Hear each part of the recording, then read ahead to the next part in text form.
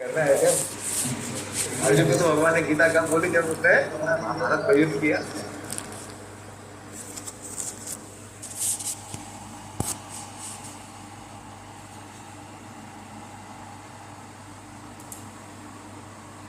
करेंगे क्या?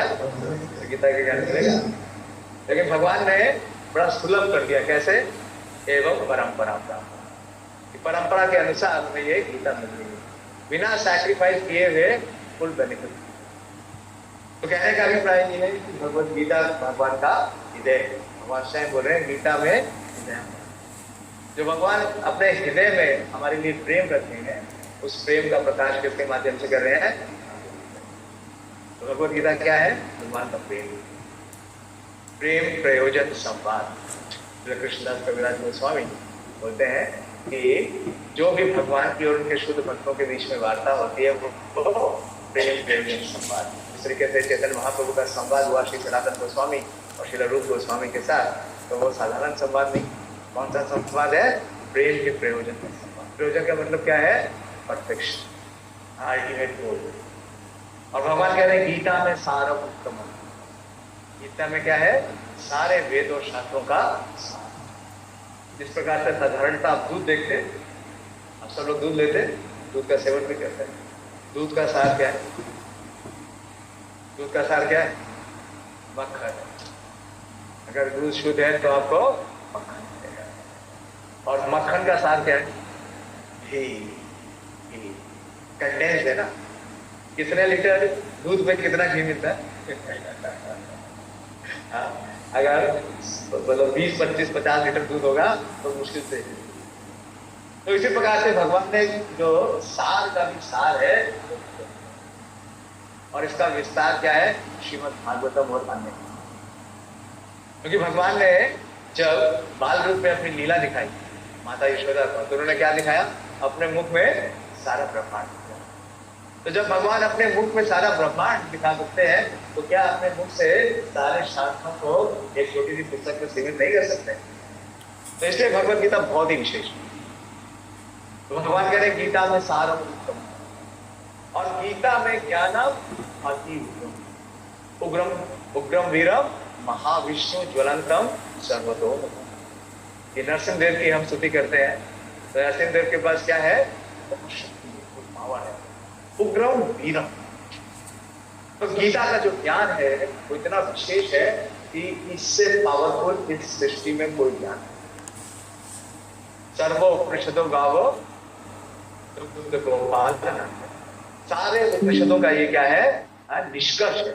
तो ये ज्ञान सबसे पावरफुल है, और गीता का जो ज्ञान है वो अव्यय। अव्यय का मतलब है कि इसका कभी नाश।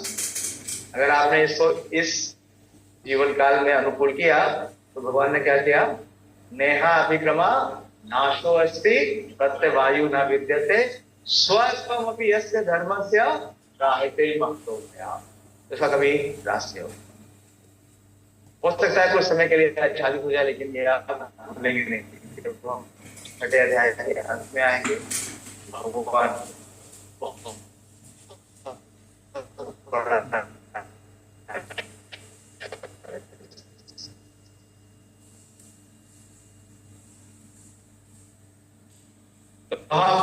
छठा अध्याय शुरू कर, ठीक है? रेडी करेंगे और उसका रिव्यू देखते हैं। तो पहले अध्याय में क्या है? सैन्य निरीक्षण। उसका प्रभुपाद जी ने नाम दिया है युद्ध क्षेत्र में या कुरुक्षेत्र में सैन्य निरीक्षण। और श्रील व्यासदेव ने इस अध्याय का क्या नाम दिया है? अर्जुन विषाद। तो वास्तव में दोनों का समावेश। पहले 27 श्लोकों तक क्या है? युद्ध क्षेत्र में सैन्य निरीक्षण, और 28 से लेकर के 43 तक क्या है? अर्जुन का विषाद। तो इस पूरे अध्याय में सबसे महत्वपूर्ण श्लोक कौन सा है? पहले अध्याय का सबसे महत्वपूर्ण श्लोक क्या है? हाथ उठाइए प्लीज, हाथ उठाइए और माइक ले लीजिए प्लीज। आप में से कोई एक वॉलंटियर बने, प्रभु जी को रहने दो, उसको वॉलंटियर मत बनाइए। आप में से कोई एक वॉलंटियर बन जाइए जो माइक प्लीज पास कर। एक माइक, 2 माइक है ना आपके पास? एक राइट साइड में रख दीजिए, एक लेफ्ट साइड। बताइए। माता जी ने हाथ उठाए। बताइए।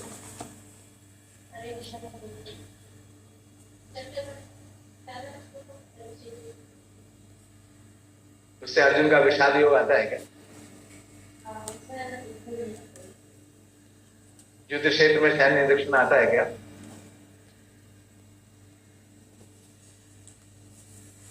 राष्ट्रीय बहुत ही विशेष है और पूरे भगवत गीता का सबसे मधुर, बहुत बड़ा हिंट दे दिया।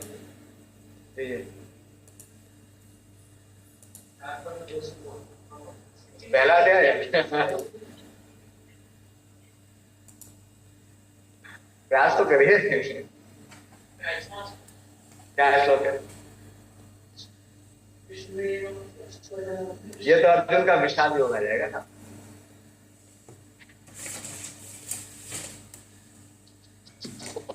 श्लोक में दोनों है, यानी रक्षण भी है और उसी से विषाद।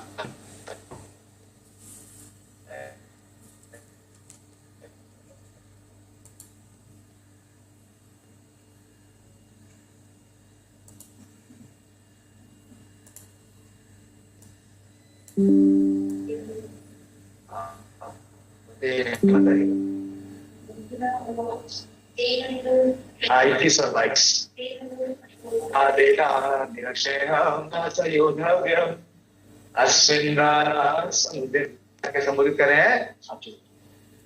तो अर्जुन की इच्छा हुई और उन्होंने कहा भगवान को कि आप मेरे रथ को दोनों सेनाओं के मध्य में रखिए। और भगवान ने क्या किया? अर्जुन के आदेश का पालन किया, लेकिन रथ को सेनाओं के मध्य में नहीं रखा, भीष्म और द्रोण के बीच किया। ये भगवान कृष्ण की विशेषता है। जो हम मांगते हैं वो हमें नहीं देते, लेकिन जो हमारे लिए बेस्ट है वो देते हैं, ताकि अर्जुन को क्या हो सके? विषाद। क्योंकि महाभारत का युद्ध भगवान ने केवल युधिष्ठिर महाराज को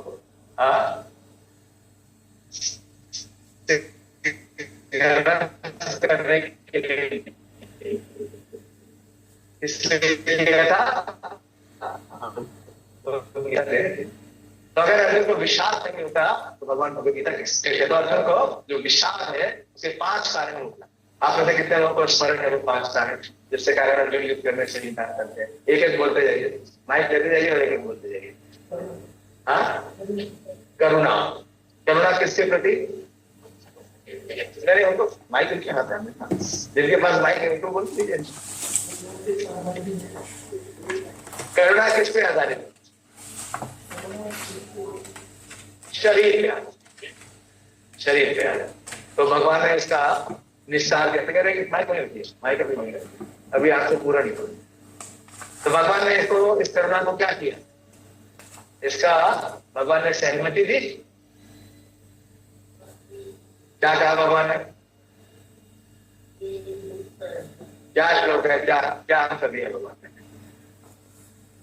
ऐसे करुणा को भगवान ने क्या कहा? हाँ, कुतस्त्वा काशमलमिदा विस्मय समुपस्थितः। भगवान ने इसका रिप्लाई कैसे दिया? किन श्लोकों में दिया? हाँ, रुके रुके रुके,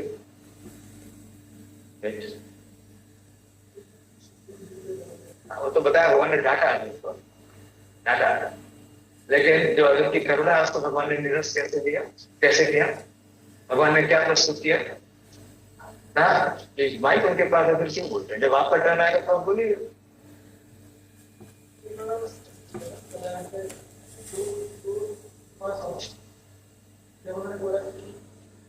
किसके पास ऑप्शन थे?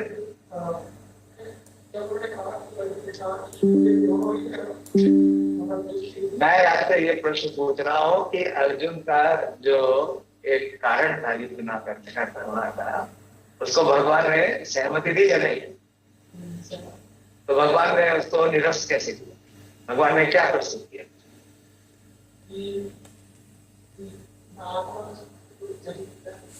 भगवान ने किसका ज्ञान दिया? और अर्जुन को बताया कि तुम किसके बारे में शोक कर रहे हो? जो शोक करने, तो भगवान ने शांति होती, आत्मा और शरीर में जो भेद है भगवान ने उसका विश्लेषण किया, बहुत लंबा गहरा विश्लेषण किया। दूसरे अध्याय के 11वां से लेकर के 30 और अर्जुन की करुणा थी वो किससे आधारित थी? देहात्म, भगवान ने उसको निरस्त। ठीक है, याद रहेगा। दूसरा क्या है? पानी का बॉटल दे प्रभु, पानी नहीं। सेकंड क्या है? सेकंड कारण क्या था? हाँ आपके पास 2 भाई है ना यहाँ पे।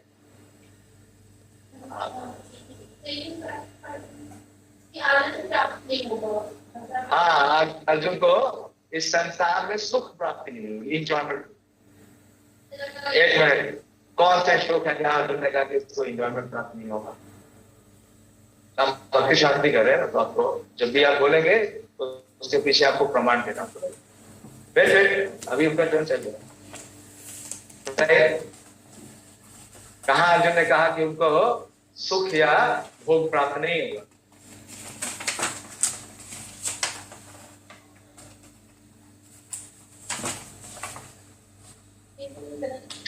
कैसे नहीं पता? आपने पहला अध्याय पढ़ लिया है, पता होना चाहिए ना।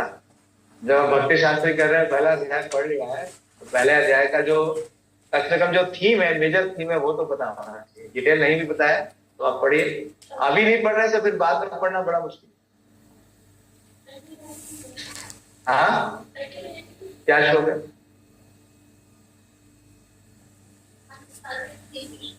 भगवान बता रहे 39।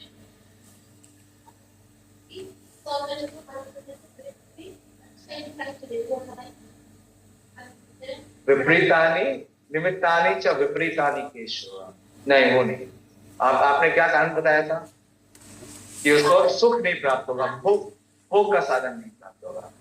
तो कुछ और श्लोक, एक और श्लोक है जिसमें अर्जुन ये विशेष रूप से बोलते हैं और भगवान को उस नाम से संबोधित करते हैं, जिससे भगवान का नाम क्या है? गोविंद। किं नो राजेन गोविंदा किं भोगेन जीवतेन वा। हाँ, कौन सा श्लोक संख्या है? 32 से 35। पढ़िए, उसका तात्पर्य पढ़िए, इसका अनुवाद पढ़िए। देखिए अर्जुन क्या बोलते हैं। गोविंद का मतलब क्या है? जो इंद्रियों को सुख देने वाले। आपका नाम गोविंद है और आप क्या कर रहे हैं? अर्जुन क्या बोल रहा है? मेरे शरीर के अंग सूखे जा रहे हैं, मेरी इंद्रियां क्या हो रही है? आप मुझे लगा रहे हैं। मेरा जो सुख है या सुख की जो भी आगे होने की संभावना है, उसको आप पहले ही क्या कर देने हैं? सुखा देते हैं। आगे बढ़िए। तो ये इस श्लोक के माध्यम से अर्जुन बोलते हैं कि उन्हें युद्ध करके क्या नहीं प्राप्त होगा? सुख प्राप्त नहीं, बल्कि उनके जीवन में जो भी सुख है वो समाप्त हो जाए। तो बोलते कि अगर मेरे बंधु बांधव ही नहीं रहेंगे तो मैं ये राम भोगूंगा किसके साथ? एक कमरे में आपको अकेला रख दिया जाए और सारे भोग के साधन दे दिए जाए, कितने दिन रहते भोग सकेंगे? नहीं भोग सकते। तो अर्जुन ने ये प्रैक्टिकल कारण दिया। पहला कारण तो क्या था? हाँ, इम्प्रैक्टिकल था। दूसरा कारण क्या है? प्रैक्टिकल। की बद्ध जी हर कार्य के पीछे जो क्राइटेरिया देखता है वो यही देखता है। अगर उसको इंद्रिय सुख मिलेगा तो वो करेगा, वरना वो नहीं करेगा। तो अर्जुन को लगा कि उसका इंद्रिय सुख समाप्त हो जाएगा तो मैं युद्ध क्यों करूं? नहीं करूंगा। ठीक है, तीसरा कारण क्या था? तीसरा कारण प्रभु जी लोग भी बोले। एक बार माता जी ने बोल दिया था, एक बार प्रभु जी बोल रहे। आपने बोला है? अभी आपने बोला है एक बार? हाँ, तो रुकिए, अभी जिन्होंने नहीं बोला है उनको बोलिए, आगे दे दीजिए, आगे दे दीजिए जितना हाथ है तो बोलिए। ध्यान पूर्वक देखिए, जब बहुत टाइम दे रहा हूँ आपको रिकैप करने के लिए। आपको कुछ छूटा भी है तो फिर से आप पकड़ लीजिए।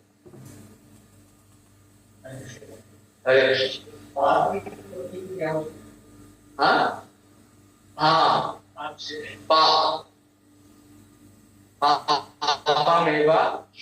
अथवा क्या बोल रहे हैं कि मुझे पाप लगेगा। क्यों? क्योंकि जो आतशाही है। अब कोई सैनिक बोले कि बॉर्डर पे जो आतंकवादी आ रहे हैं उनको मैं मारूंगा नहीं। क्यों? क्योंकि अगर मैं आतंकवादी को बॉर्डर पर मारूंगा तो मुझे क्या लगेगा? नहीं मारेगा तो क्या लगेगा उसे? तो क्या होगा? सपोर्ट मार। तो इस प्रकार से अर्जुन बोलते हैं कि उसे पाप लगेगा अगर वो मारेगा। क्षत्रिय का धर्म क्या है? युद्ध करना। क्षत्रिय का धर्म है क्षति इति त्रायते शौचक्रिया। जो धर्म को क्षति करता है उससे प्रश्न। लेकिन अर्जुन इस कार्य को मना। तो भगवान ने क्या कहा? पाप लगेगा उसे? लगेगा। भगवान ने कहा तो कैसे भगवान ने कहा कि पाप लगेगा? भगवान ने तो ये नहीं कहा पाप लगेगा। उन्होंने कहा सर आप उसको मारोगे तो आपके लिए पूर्ण पक्ष सजा है। अगर आपको राजसूत मिला है तो राजसूत भोगोगे। अगर वो तो एंजॉयमेंट वाले पार्ट में मिला, तो एंजॉयमेंट के पार्ट को भगवान ने दिया। ये एंजॉयमेंट दोनों तरफ से। हतो वा प्राप्त सी स्वर्ग जित्वा वा मोक्षसे तस्मात् युद्धाय युज्यस्व। देखिए इसके बारे में क्या बताया भगवान ने कि पाप कब लगेगा? बोलिए विचार करने दीजिए। पाप कब लगेगा? अर्जुन को भगवान ने बोला पाप लगेगा। लगेगा? भगवान को बोला पाप लगेगा। भगवान ने भी कहा तो पाप लगेगा। किस स्थिति में पाप लगेगा? माइक आपके हाथ में है क्या? सोचते पांचों वेगम बहुत फ्री है, कंट्रोल नहीं होता। बताइए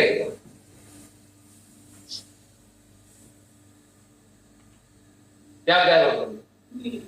दूसरा अध्याय पढ़ लिया है ना? दूसरा अध्याय में क्या होता है?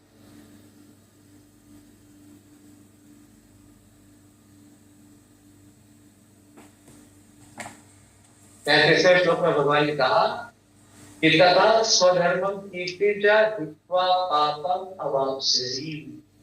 कि अगर अपना स्वधर्म नहीं करोगे, क्षत्रिय धर्म नहीं करोगे तो निश्चित रूप में क्या लगेगा? धर्म युद्ध करने से पाप नहीं लगेगा, लेकिन धर्म युद्ध में भागने से क्या लगेगा? तो क्लास में पढ़ के और प्रयास करने से आपको भगवान की कृपा मिलेगी। और पढ़े नहीं है इसे एग्जाम नहीं देंगे, भक्ति शास्त्र में के भाग जाएंगे, उससे कुछ प्राप्त नहीं होगी। ठीक है? ये हमारे किसी हमारे लिए अभी अर्जुन के लिए नहीं, विड्रॉ नहीं करें। जो हमारा स्वधर्म है उसे विड्रॉ नहीं। भगवान ने क्या सिद्धांत दिया? दूसरे अध्याय का सबसे बड़ा सिद्धांत क्या दिया?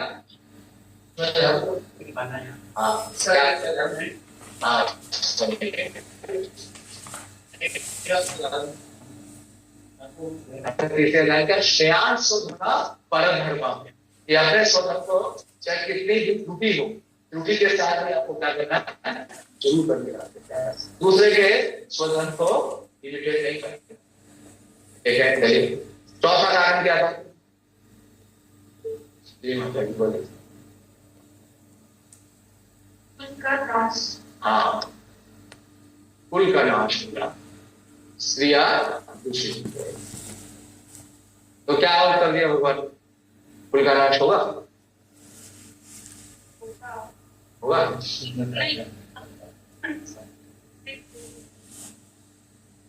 कुल का नाश हो जाएगा और स्त्रियां सारी क्या हो जाएगी? दूषित हो जाएगी। और वंश, वंश कुल का नाश होने का मतलब है वंश। भगवान ने कहा कि अगर स्वधर्म नहीं करोगे, वर्णाश्रम धर्म की स्थापना नहीं करोगे तो क्या होगा? वर्णाश्रम नाश हो जाएगा। तो क्या होगा?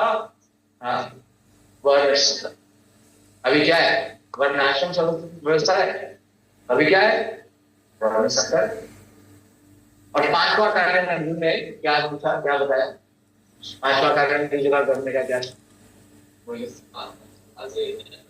हाँ, बहुत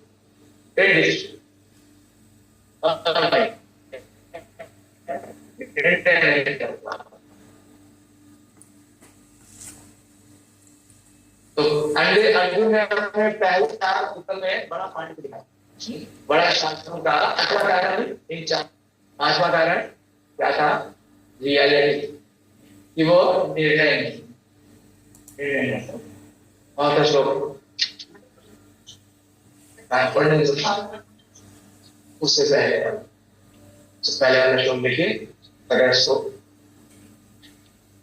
नाहि प्रपश्यामि मम पुनर्भ्यात् यत्सो कौन सा है नास्येतद् विभोगकरं न भवेत् यद्वा जयेम यदि वायो ज्ञाने महत्वा न दिदि विषाम ते अवस्थिता प्रमुखे धाम पढ़िए ज्ञानवान।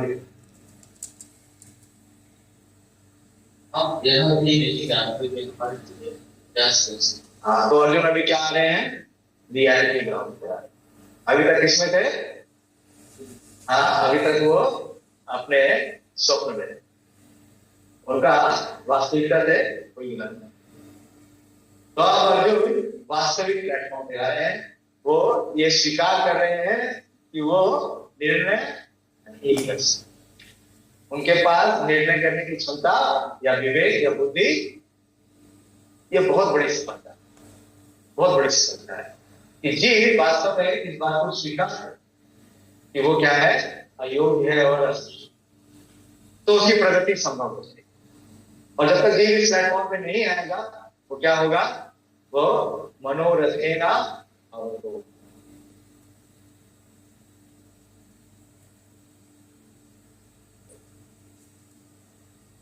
तो अर्जुन ने ये स्वीकार किया कि वो निर्णय है। और फिर अर्जुन ने प्रार्थना की कि आप ही बताइए कि यश श्रेयसा निश्चितम। और भगवान ने दूसरे अध्याय में ज्ञान दिया, इसका नाम दिया प्रभुपाद जी ने गीता रस। गीता का सार नाम क्यों दिया? इसका नाम व्यास ने क्या दिया है? सांख्य योग। सांख्य योग, भगवान ने सांख्य ज्ञान दिया, आत्मा का ज्ञान दिया जो कि सांख्य दर्शन है। लेकिन प्रभुपाद जी ने इसका शीर्षक दिया गीता का सार। क्या कहा है? पढ़ा नहीं आप लोग? तात्पर्य में प्रभुपाद जी ने सब कुछ दिया। तात्पर्य पढ़े नहीं आपने? तात्पर्य में लिखा हुआ है, बताइए। गीता का सार है, इसमें शरीर का भी बताएंगे, निष्पत्ति वाली बताएंगे। अच्छा, और ज्ञान योग को बताएंगे। हाँ और अच्छा, क्योंकि गीता में जितना कुछ भगवान ने प्रस्तुत किया है उन तीनों सेक्शन को, उन तीनों योगों को इसमें भगवान ने इंट्रोड्यूस किया। कौन सा? कर्म योग, ज्ञान योग और भगवान ने और तीनों कौन से श्लोक में बोला? लास्ट में कौन सा श्लोक है? हाँ, तानि सर्वाणि संयम्य युक्तासि मत्परा वशे यस् इंद्रियाणां तस्य प्रज्ञा प्रतिष्ठिता है। 60%। भगवान ने भक्ति योग का भी इसमें समावेश आया। और प्रभुपाद जी बोलते हैं कि ये प्रभुपाद जी ने टाइटल कहां से लिया, लास्ट वर्ष में देखेंगे, उसके तात्पर्य प्रभुपाद जी लिखते हैं कि श्री भक्ति विनोद ठाकुर की जो रसिक रंजन कमेंट्री है भगवद गीता पे, उसमें श्री भक्ति विनोद ठाकुर ने इसका टाइटल क्या दिया है? तो प्रभुपाद जी देखिए, भगवद गीता श्लोकों में नहीं है, श्लोक तो है। कितने एडिशन होंगे भगवद गीता के? कितने संस्करण होंगे भगवद गीता के? भगवद गीता के कितने संस्करण होंगे? हाँ, 400। और हर संस्करण में एक चीज बिल्कुल सेम है, किसी भी संस्करण हो उसमें कोई परिवर्तन नहीं। क्या सेम है? 700 श्लोक, उससे फर्क है क्या? हिंदी का भी फर्क। तो क्यों प्रभुपाद जी की भगवद गीता इतनी विशेष है? श्लोक तो सब में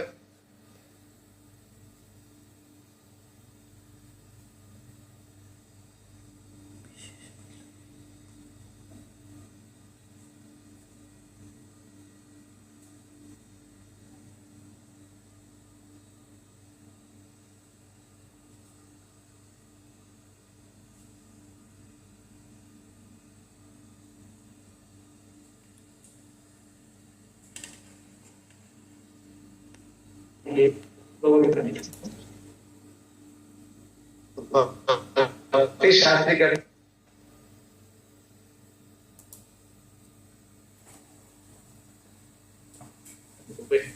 प्रभुपाद जी ने अपनी पूरी जितनी अनुभूति है, जितनी आध्यात्मिक अनुभूति है, किससे प्रस्तुत की है? अपने प्रभुपाद जी ने इसे अपनी प्रिंटिंग प्रेस करा। क्या समस्या क्या थी? जो पहली एडिशन थी भगवद गीता की, कौन सी एडिशन थी? मैथमेटिक्स। गीता का श्लोक नहीं कर दिया, श्लोक अनुवाद भी था पूरा, क्या काट दिया था? काट दिया। प्रभुपाद जी ने शिकायत किया। प्रभुपाद जी ने क्या कहा कि हम, जिससे अगर आप देखेंगे ना, प्रभुपाद जी जब भगवद गीता शुरू करते हैं तो सबसे पहले भगवद गीता में प्रभुपाद जी इसके बारे में नहीं बताते। सबसे पहला सेंटेंस प्रभुपाद जी जो लिखते हैं वो यही है,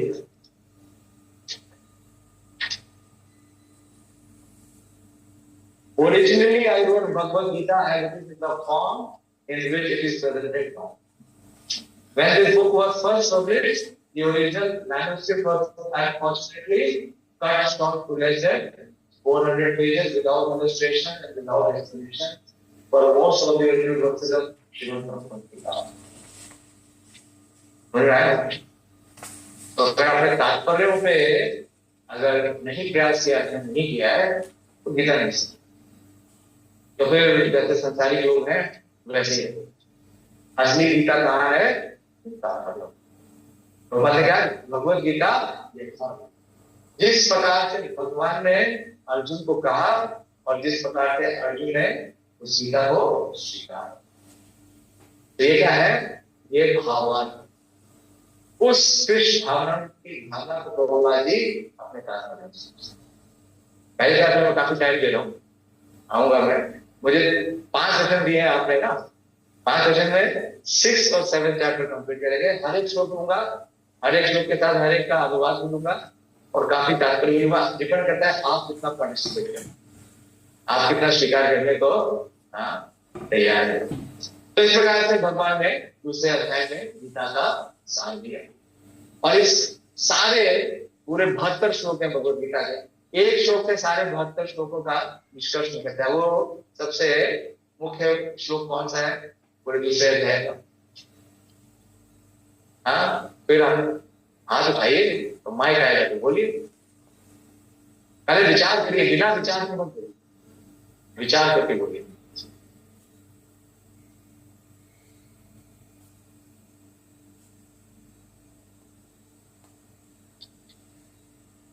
कौन सा श्लोक है? बड़ा फेमस श्लोक है भगवद गीता का।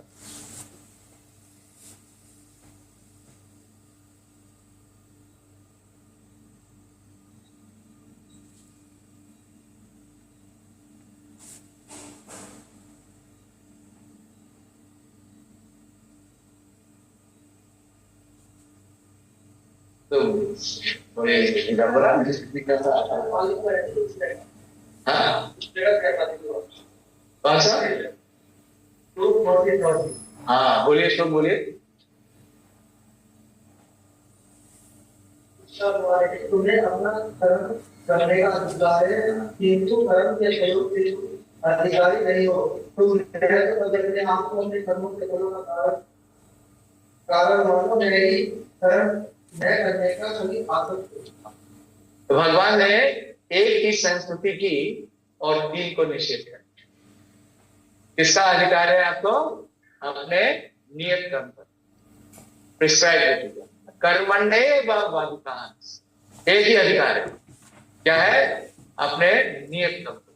नियत कर्म कौन है?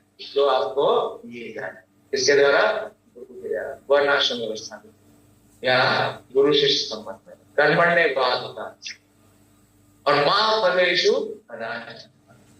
आपको इसका अधिकार नहीं है कि उस कार्य का फल के क्या समझो अधिकारी या पहुंचा।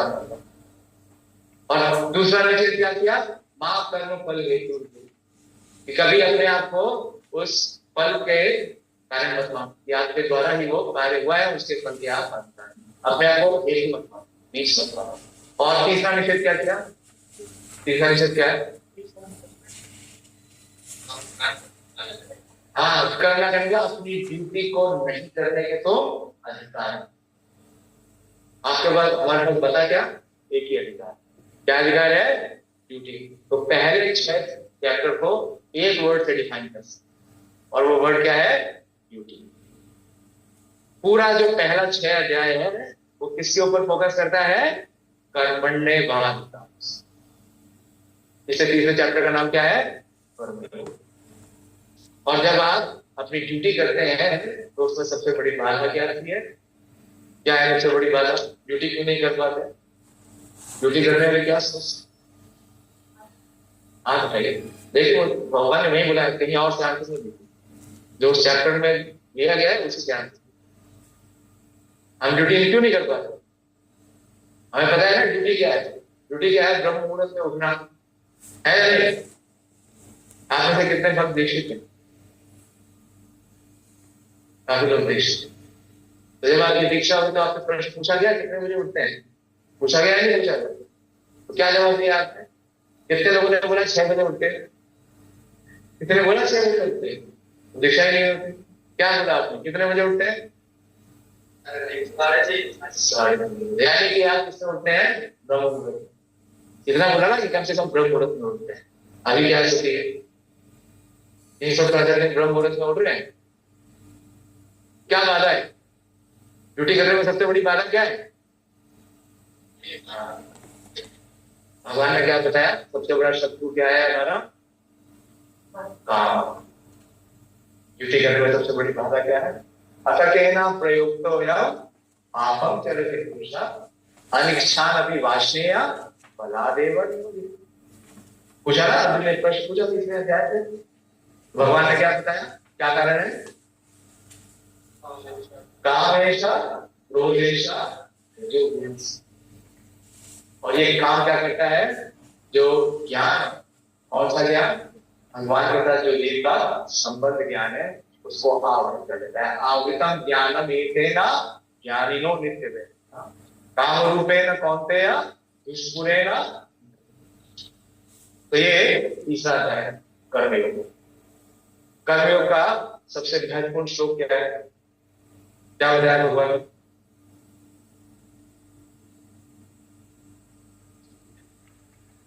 हाँ बताइए, बोलिए।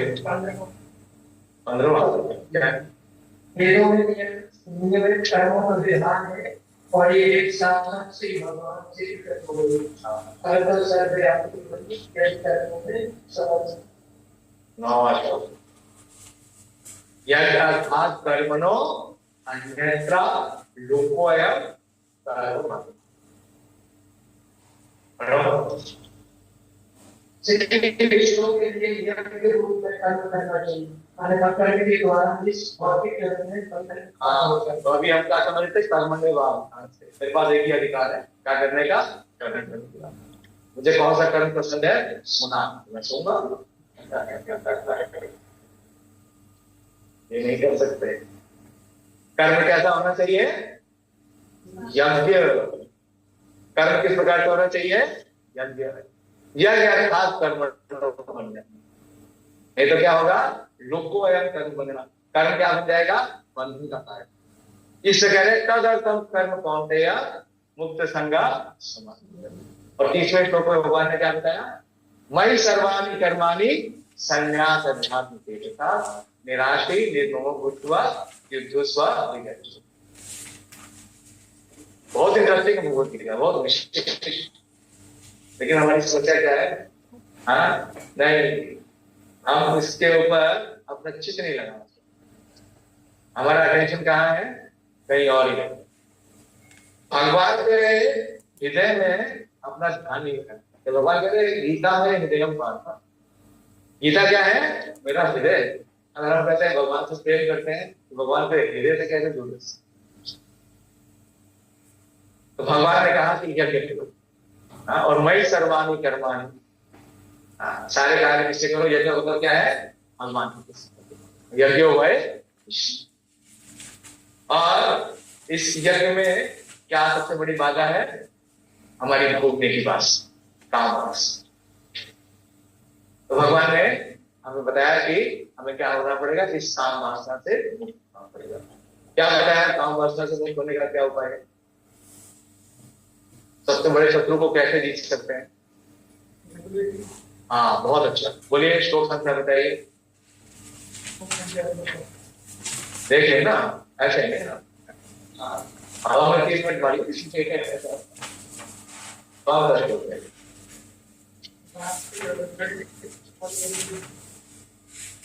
वो तो है ही, पूरा काम का डिस्कशन ही उसी श्लोकों को कुछ।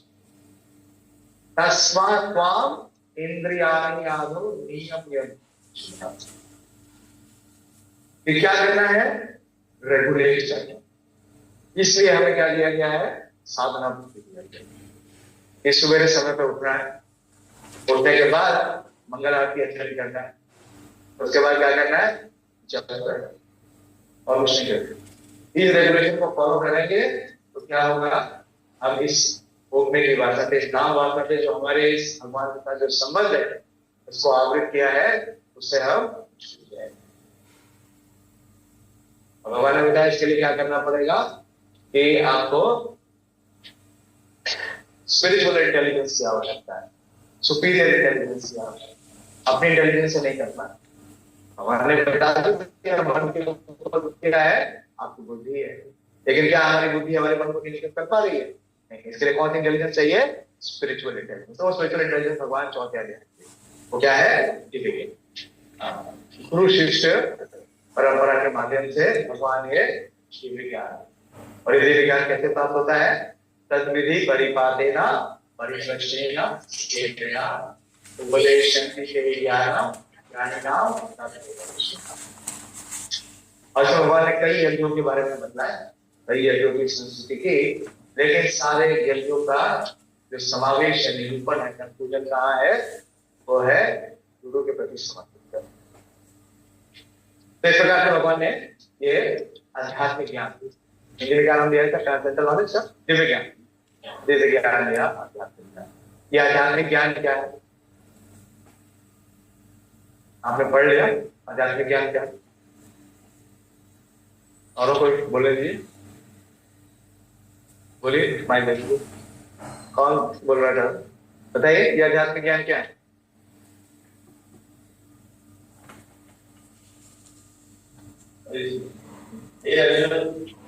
तो मेरे आगे भाव होता है कर्मों की हो जाता है, और इस शरीर को छोड़ने पर इस भौतिक संसार अभी मेरे जन्म कर्म चमे, ये आध्यात्मिक क्या है? हाँ, लेकिन ये इस ज्ञान को हम क्या परिपूर्ण कर पा रहे हैं? भगवान ने बताया मेरे जन्म और कर्म को क्या मानता है, वो दिव्य मानता है। जन्म कर्म चमे दिव्य, जो इस बात को स्वीकार करता, हम स्वीकार कर पा रहे हैं? नहीं स्वीकार कर। तो आध्यात्मिक ज्ञान क्या है?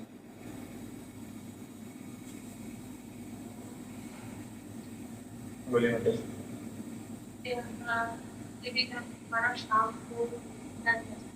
हाँ, तो वो दिव्य ज्ञान क्या है?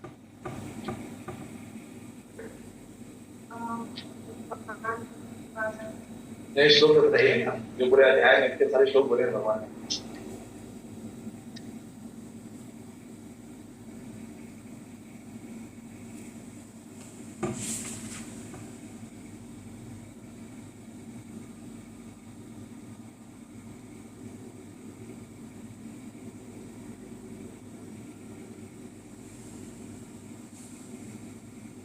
ज्ञान क्या है?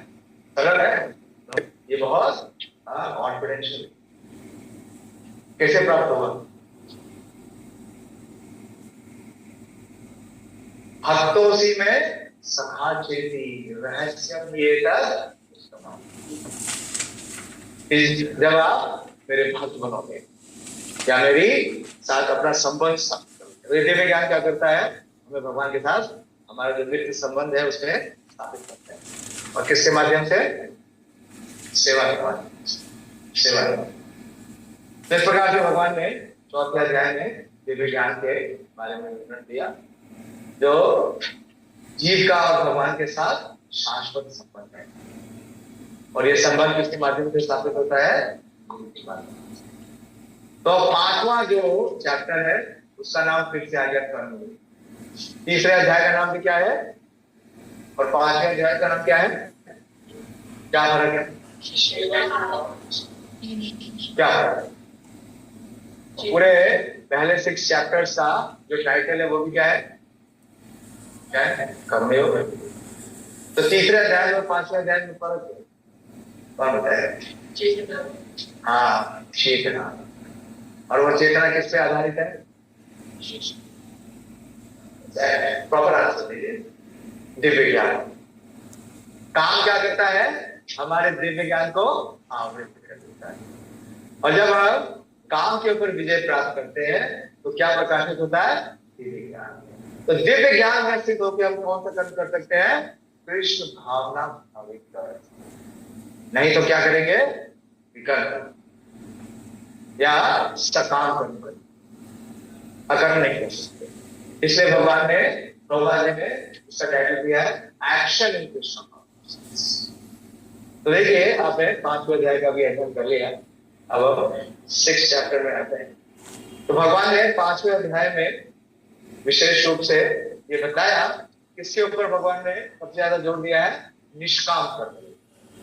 जो निष्काम कर्म योग करता है वो व्यक्ति कर्म के बंधन से कभी भी नहीं। और इसके अंत में 5वें अध्याय के अंत में 27वें और 28वें श्लोक में भगवान ने अष्टांग योग के बारे में भी थोड़ा सा वर्णन कर दिया। 27वां और 28वां श्लोक देखा आपने? स्पर्शन कृत्वा बहिर्बाह्य चक्षुर्चेवन्तरे ध्रुवो प्राणापानौ समो कृत्वा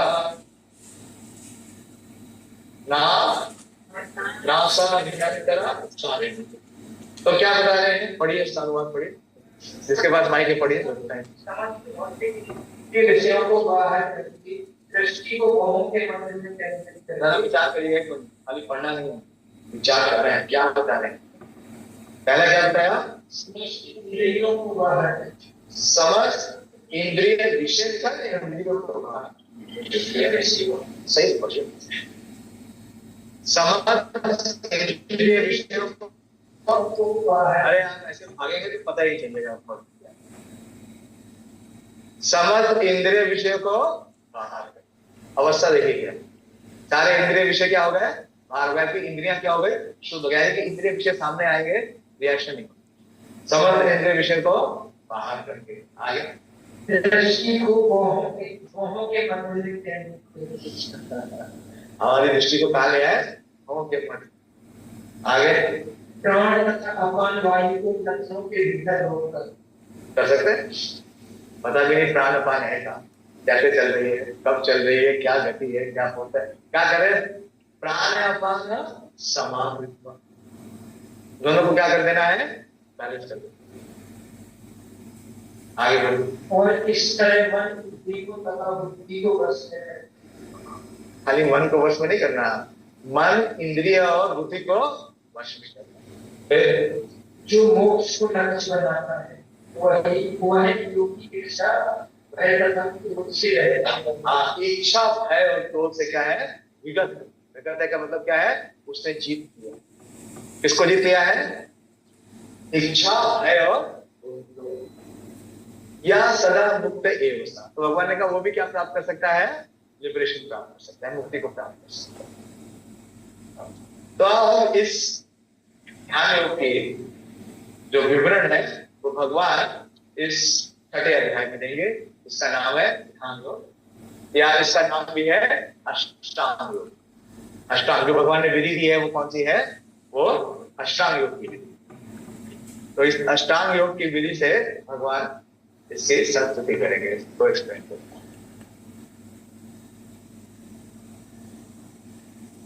पहला श्लोक देखिए। श्री भगवान उवाच अनाश्रित कर्म फलम कार्यम कर्म। मैं एक बार श्लोक पढ़ूंगा, एक लाइन है प्लीज, उसके बाद आप बताइएगा। नहीं तो बहुत टाइम है, मैंने पहले ही बहुत टाइम दे दिया, 1 घंटे से ज्यादा भी दिया, अब 1 घंटा है सबका। लेकिन प्लीज मेरा रिक्वेस्ट है कि पूरा अटेंशन। तो भगवान क्या बोल रहे हैं? श्री भगवान उवाच अनाश्रित कर्म फलम कार्यम कर्म करोति स सन्यासी च योगी च ना निरग्निर् ना च क्रिया। अनुवाद करिए। माइक ले लीजिए, 2 माइक है ना, आप माइक अपने पास में पास करिए।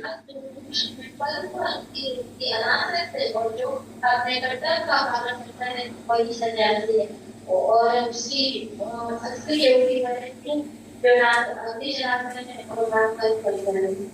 तो यहाँ भगवान इसके बारे में बता रहे हैं कि सन्यासी और योगी। तो क्या कह रहे हैं भगवान? अनाश्रित कर्म फल। अब योग कौन सा है? ध्यान योग। और भगवान बात किसकी कर रहे हैं? कर्म फल। कर्म फल की बात कर रहे हैं। और क्या कह रहे हैं? अनाश्रित कर्म फल। तो जो अपने कर्म के फल पे क्या नहीं है? आश्रित नहीं, आसक्त नहीं है। और करता क्या है? कार्यम कर्म करोति। ज्यादातर हमने देखा है जिन लोगों को आगे बढ़ने की कोई इच्छा नहीं होती है वो कार्य करते हैं? कुछ नहीं करते, वो महाआलसी लेते हैं, तो वो करते हैं। लेकिन ऐसे व्यक्ति की बात नहीं करते। और अनाश्रित कर्म फल लेकिन कार्यम कर्म करोति, कि अपने नियत कार्य को वो पूरी निष्ठा के साथ करता है। तो ऐसा व्यक्ति क्या है? स सन्यासी च योगी। वो व्यक्ति सन्यासी भी है और योगी भी है। ना निरग्नि ना च अक्रिया। वो व्यक्ति सन्यासी नहीं है जो अग्नि नहीं जलाता और अपने नियत कार्य को नहीं करता। तो वास्तव में जो योगी है वो सन्यासी से ऊपर। अब इसकी व्याख्या करेंगे। तो पढ़िए फटाफट, पढ़िए इस अध्याय में पढ़िए। इतना टाइम वेस्ट करेंगे तो फिर तो कंप्लीट नहीं हो सकता। और जोर से पढ़िए, ऐसा पढ़िए जैसे मैं स्पष्ट पढ़ रहा हूँ। रीडिंग आप अपने लिए नहीं कर रहे हैं, रीडिंग किसके लिए कर रहे हैं? जितने सारे क्लास में उपस्थित भक्त हैं उन सबका ध्यान आकर्षित करते हैं। अष्टांग योग पद्धति मन तथा इंद्रियों को बस में करने का समझ, किंतु इस कलयुग में सामान्य जनता की इससे संपर्क कर पाना अत्यंत कठिन है। यदि इस अध्याय में अष्टांग योग पद्धति को संक्षिप्त करेंगे, किंतु भगवान कर्मयोग वैष्णव महावर्ण के उत्तर करना इसे श्रेष्ठ है। इस संसार में प्रत्येक मनुष्य अपने परिवार के पालनहार तथा अपनी सामान्य सुरक्षा तंत्र करता है, किंतु कोई भी मनुष्य बिना किसी स्वार्थ, किसी लज्जा वृत्ति के, चाहे वो आत्मवृत्ति हो या प्रभुपाद जी बिल्कुल प्रैक्टिकल सही है ना? कि प्रकरण में आगे बढ़िए।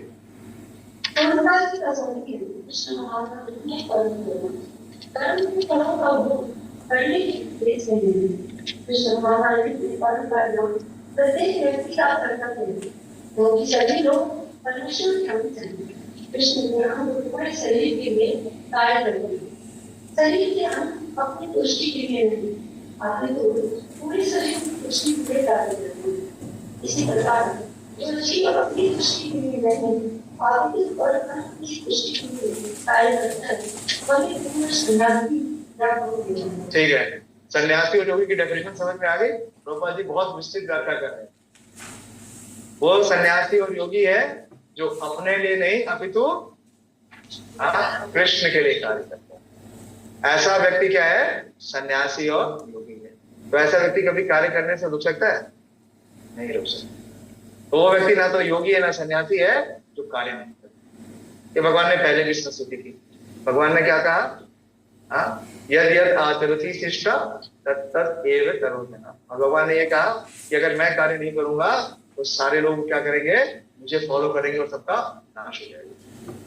तो किसी भी अवस्था में अपने कार्य का त्याग नहीं करना। बताया ना? कर्मण्य वादकार। तो भगवान ने क्या कहा? माते संगो अस्ति कर्मणि। तुम्हें अपने नियत कर्म का त्याग करने का कोई भी अधिकार। कार्य करना है लेकिन किसके लिए करना है? भगवान की प्रसन्नता के लिए, अपने लिए। आगे पढ़िए, किसी और को पढ़ने दीजिए, किसी और को पढ़ने दीजिए। मेरा निवेदन है आपको सब, आपको बहुत आनंद आएगा।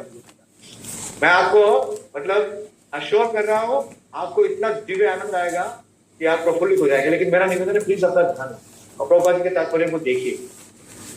पढ़िए, सन्यासी कौन? पढ़िए सन्यासी।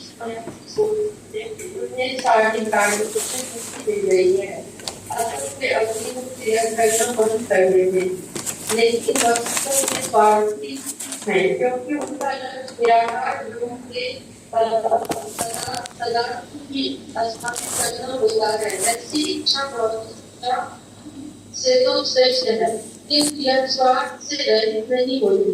इसी प्रकार जो समस्त कर्म बंद करके अर्धनिर्मित देवताओं से योगाभ्यास करता है और वे आत्मपुष्टि की इच्छा से पूरित होता है। इन कृष्ण भावना भावित बिना किसी स्वार्थ के पूर्ण ब्रह्म की अकेले कर्म करता है। कृष्ण भावना भावित तो कभी भी आत्मपुष्टि की इच्छा नहीं रहती। उसका एकमात्र लक्ष्य कृष्ण को प्रसन्न करना होता है। अतः बहुमूल्य सन्यासी योगी होता है। त्याग के सर्वोच्च प्रतीक भगवान चैतन्य प्रार्थना करते हैं।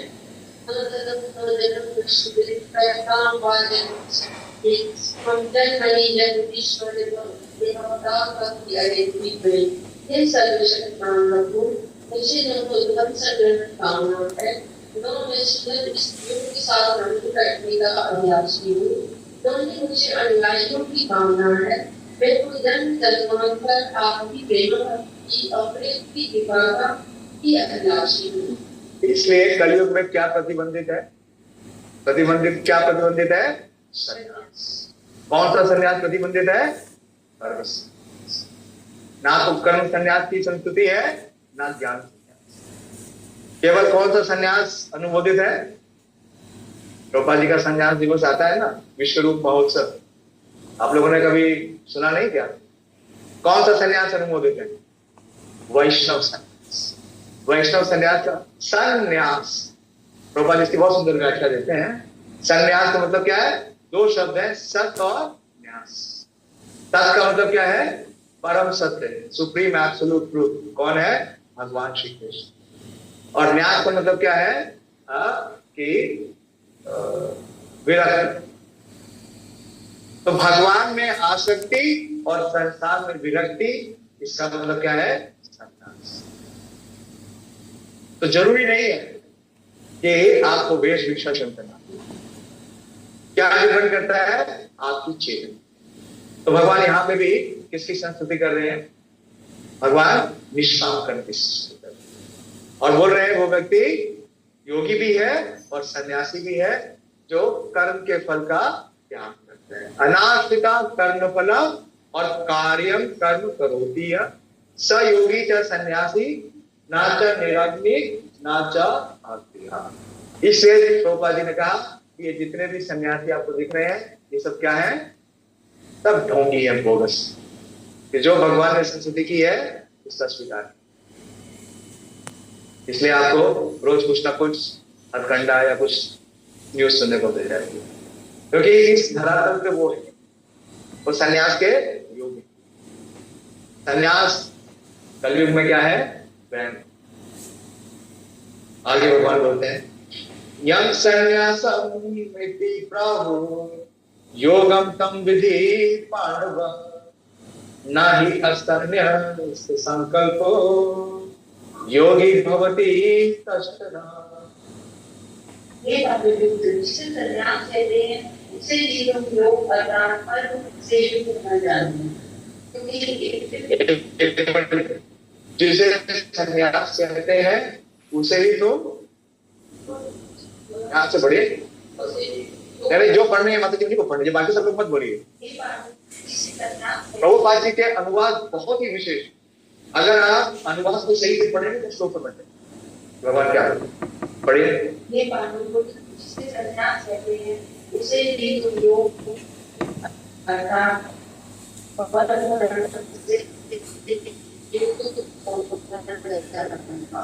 तो संन्यास का मतलब अभी बताया तो पता कि भगवान के साथ क्या है, हमारा संबंध ही नहीं, उसके साथ आसक्ति है क्या? हमारी आसक्ति किसके साथ है? जिनका हमारे साथ संबंध है। जिनके साथ संबंध ही नहीं है, अब किसी दूसरे एरिया में किसी की डेथ होती है तो हमें कोई फर्क पड़ता है क्या? कोई फर्क नहीं पड़ता, क्योंकि हमारा उनके साथ कोई संबंध ही नहीं है, कोई फीलिंग ही नहीं।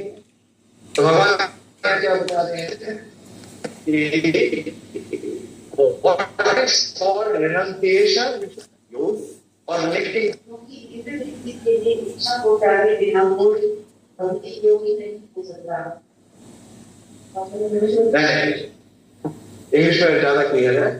For one can never become a yogi unless he masters the desire for self gratification. तो भगवान ने कहा यम संन्यासम इति प्राहु योगम तांत्रिति पाठ। जिसको संन्यास बोला जाता है वो क्या है? वास्तव में भगवान के साथ योग है। भगवान के साथ योग है नहीं, भगवान के साथ संबंध बना नहीं और उसने संन्यास की वेशभूषा ले ली है, तो वो क्या करेगा? केवल उत्पाद करेगा। और क्या कर रहे हैं? ना ही असन्यास संकल्प। संकल्प का मतलब क्या है? इंद्रिय तृप्ति की भावना। देखिए अनुवाद में क्या दिया है और वर्ड मीनिंग जरूर पढ़िए। देखिए ये भगवत गीता पूरे जीवन भर पढ़ जाए, इसको बाकी बुक की तरह मत समझिए। कोई भी आध्यात्मिक बुक साधारण बुक नहीं, इसको आप पूरे जीवन भर पढ़ेंगे। इससे कुछ ही श्लोक पढ़िए लेकिन गहराई से। संकल्प का क्या मतलब दिया है? आत्मतृप्ति की इच्छा। क्या संकल्प ये शब्द आता है? इसलिए अगर आपने शब्द नहीं पढ़ा तो आप कभी नहीं समझेंगे। इसलिए श्लोक पढ़िए और उसके बाद कम से कम 3 से 4 बार शब्द। तो क्या है? ना ही असन्यास संकल्पो। संकल्प किसका नहीं है? सन्यासी का नहीं है। वो सब में आसक्त नहीं है। किसमें आसक्त है? असत्य में। किसमें? इंद्रिय तृप्ति में, इंद्रिय विषय में। तो ऐसा व्यक्ति योगी भवति कश्चन, वो कभी भी योगी नहीं बन सकता। वो सन्यास की वेशभूषा ले सकता है लेकिन वो क्या नहीं बन सकता? योगी नहीं बन सकता। इसलिए सारे के सारे सन्यास के वेश में क्या है? योगी है। योगी कौन बोल रहा है? भगवत गीता क्या बोल रहा है भगवान?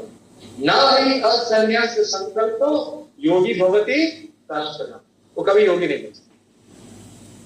तो कौन ऊपर है? सन्यासी या योगी? योगी। योगी जिसका भगवान के साथ संबंध है। प्रभुपाद जी बोलते हैं कि रियल सन्यास। पढ़िए।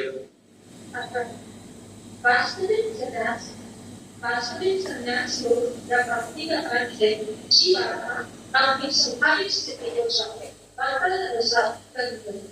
जीवात्मा का अपना स्वतंत्र अस्तित्व नहीं होता और परमेश्वर की तटस्थ शक्ति है।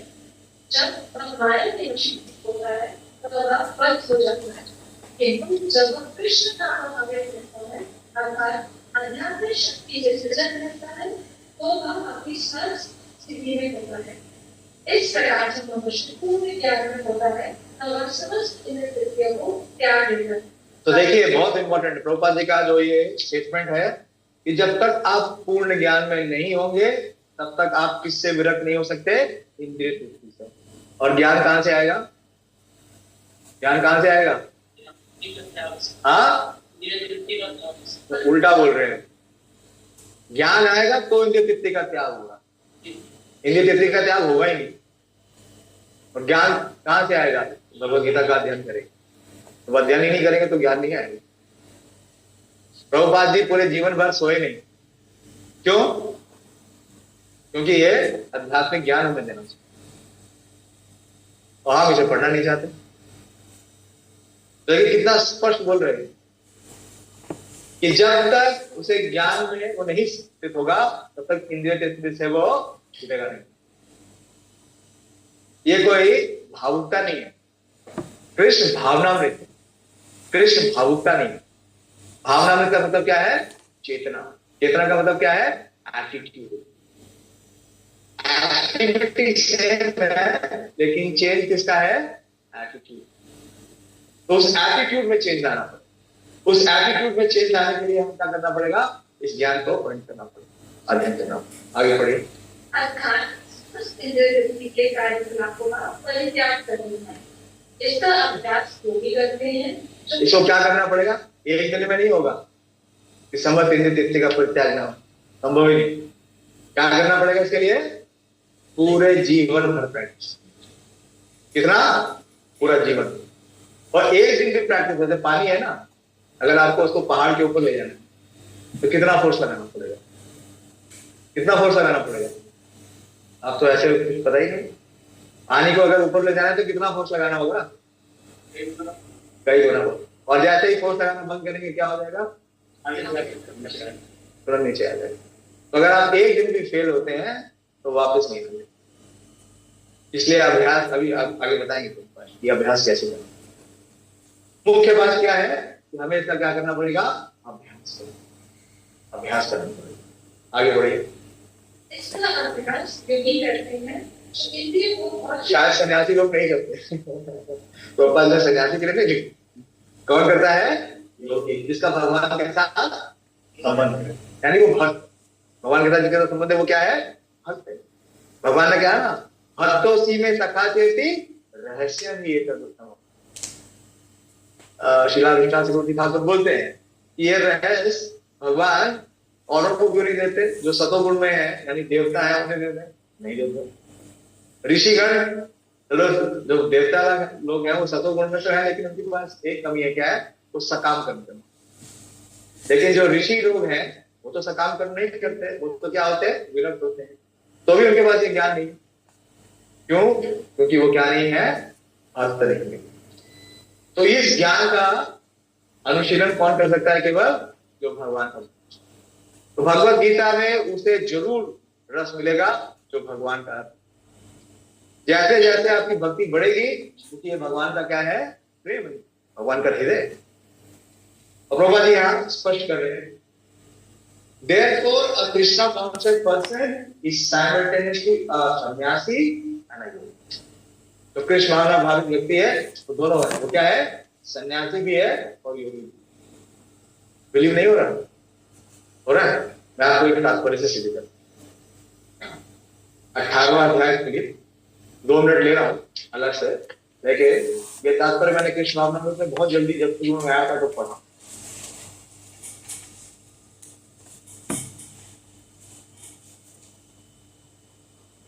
अठारहवां अध्याय और 11वां श्लोक।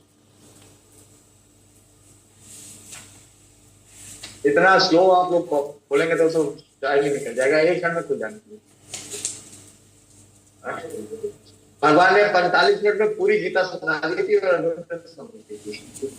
हमारा तो पता नहीं कितने कब से चली रहा है। तो हम अर्जुन की परंपरा में है या धृतराष्ट्र की परंपरा में? निर्णय करेंगे। देखिए प्रभुपाद जी क्या कह रहे हैं।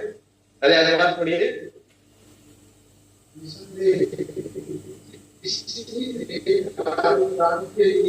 समस्त कर्मों का परित्याग कर पाना असंभव है।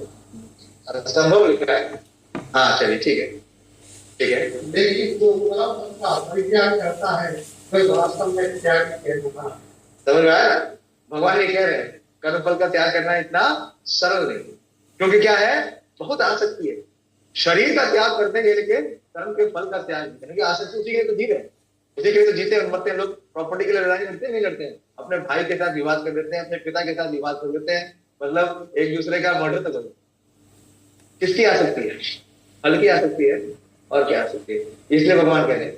लेकिन जो वास्तव में इसका त्याग करता है, भगवान क्या कह रहे हैं? वो ये त्याग है। अब तात्पर्य पढ़िए। कहा गया है कि इसको कभी भी कर्म का त्याग नहीं कर, कभी भी कर्म का त्याग नहीं कर सकता। कभी भी कर्म का त्याग नहीं कर सकता। कभी भी ये नहीं बोल सकते कि आज मेरा मूड नहीं है, आज मैं माला नहीं करूंगा, आज मैं सेवा नहीं करूंगा, या आज मैं मंदिर नहीं जाऊंगा। हाँ, ये करने का अधिकार नहीं। आगे बढ़िए। जो उसके लिए कर्म करता है और कर्म फलों को भोगता नहीं तथा जो उसको सब कुछ समर्पित करता है वही वास्तविक त्यागी है। अंतरराष्ट्रीय कृष्ण महाराज में अनेक सदस्य जो अपने अपने कार्यालयों, कारखानों या अन्य स्थानों में कठिन श्रम करते हैं और वे जो कुछ कमाते हैं उसे संघ को दान देते हैं। देखिए ध्यान से पढ़िएगा, जो कुछ कमाते हैं वो ध्यान दे देते हैं। ये नहीं कि 5% दे देते हैं, 10% दे देते हैं या 1% दे देते हैं, उनकी बात नहीं करेगा ऊपर। आगे बढ़े। ऐसे महात्मा व्यक्ति वास्तव में सन्यासी है, वो भी संन्यास में स्थित होते हैं। ठीक है, फैक्ट्री में और कार्यालय में कौन काम करने जाता है? सन्यासी। कौन है? कौन लोग हैं? गृहस्थ। गृहस्थ। लेकिन प्रभुपाद जी ने छत्तीसगढ़ में इसमें गृहस्थ आश्रम में भी सन्यासी, गृहस्थ सन्यासी, लेकिन उसके लिए किस शर्त लगाना पड़ेगा। आगे बढ़िए। यहाँ स्पष्ट रूप से बताया गया है कि कर्म फलों का परित्याग किस प्रकार और किस प्रयोजन के लिए किया जाए।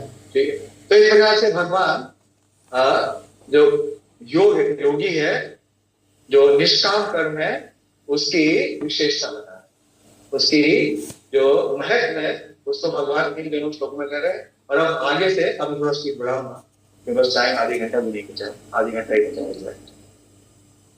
तीसरे अध्याय में भगवान अब यहाँ से अष्टांग योग की विधि शुरू करते हैं।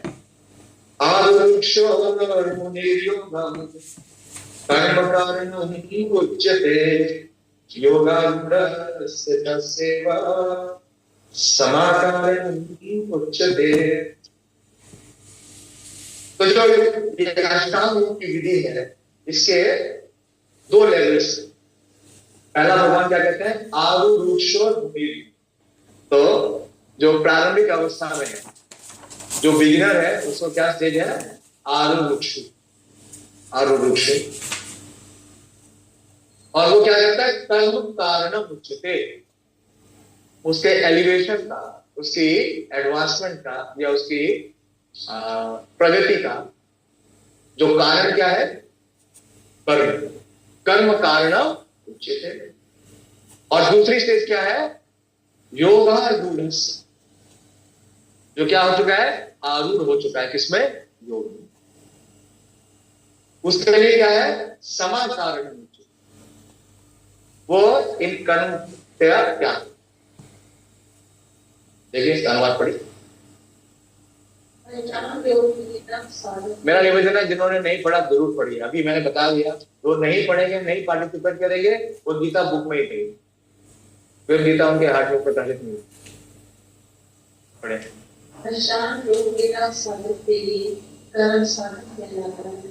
और योग पुरुष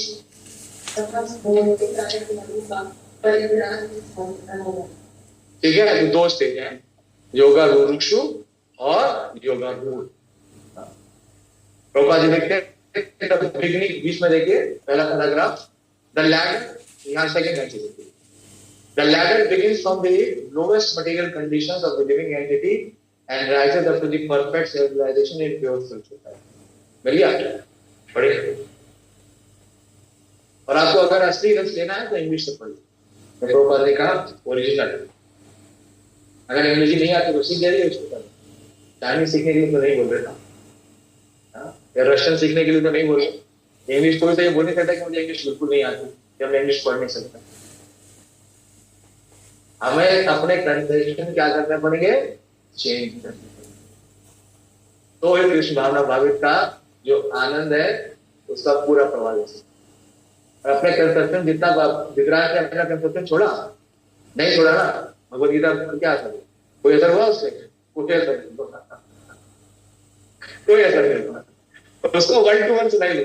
संजय ने जैसे भगवान ने अर्जुन ने क्या कहा? करिष्ये वचनम। मैं वही करूंगा जो आप करेंगे। अगर हम वही करेंगे जो मेरा मन कहेगा तो फिर कुछ नहीं। पढ़िए, बराबर पढ़िए। जिन्होंने एक बार पढ़ दिया वो दोबारा नहीं पढ़े। हाँ, जिन्होंने नहीं पढ़ा है वो जरूर पढ़िए। मेरा निवेदन है पढ़िए। अरे भगवान की बात नहीं पढ़िए, इसमें शर्माना की बात क्या है? और कोई नंबर थोड़ी मिल रहा है यहाँ पर। परमेश्वर से युक्त होने की विधि दो कहलाती है। इसकी तुलना उस सीढ़ी की जा सकती है जिससे सरल संस्कार की जाती है।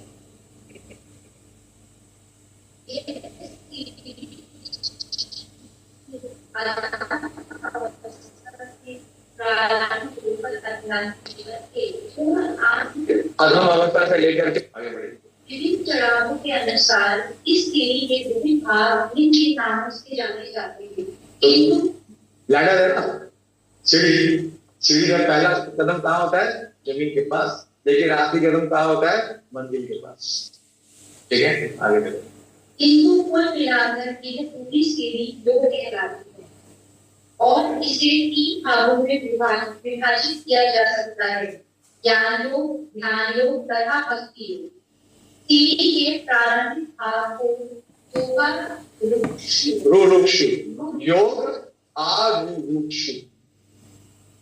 आरुरुक्षु का मतलब है जो प्रयास, योगारुरुक्षु। और अंतिम भाग को कहा जाता है। आरूढ़ का मतलब है जो स्थापित हो गया। तो किसमें स्थापित हो गया? योग में स्थापित। ठीक है, लास्ट का आगे पढ़िए। कृष्णा कॉन्शियस पर्सन, किंतु कृष्णा भावित व्यक्ति कारण से ही नाम ध्यान अवस्थी रहता है, क्योंकि वह निरंतर कृष्ण का चिंतन करता है। इस प्रकार कृष्ण की सेवा में सतत व्यस्त रहने के कारण उसके सारे भौतिक कार्यकलाप मन हुए माने जाते हैं। तो जो योगारूढ़ जो सेठ है उसमें क्या है? यम, नियम, आसन, प्राणायाम, प्रत्याहार। यम नियम जानते हैं, rules and regulation, dos and don'ts, prescription and prohibitions, क्या करना है और क्या नहीं करना है। तो पहला आदेश क्या है? ब्रह्म मुहूर्त में उठना है। दूसरा आदेश क्या है? कि देर तक नहीं सोना, सूरज उठने के बाद नहीं सोना। तो इस प्रकार से ये क्या है? यम और नियम। और फिर क्या है? आसन और प्राणायाम और प्रत्याहार। प्रत्याहार का क्या मतलब है?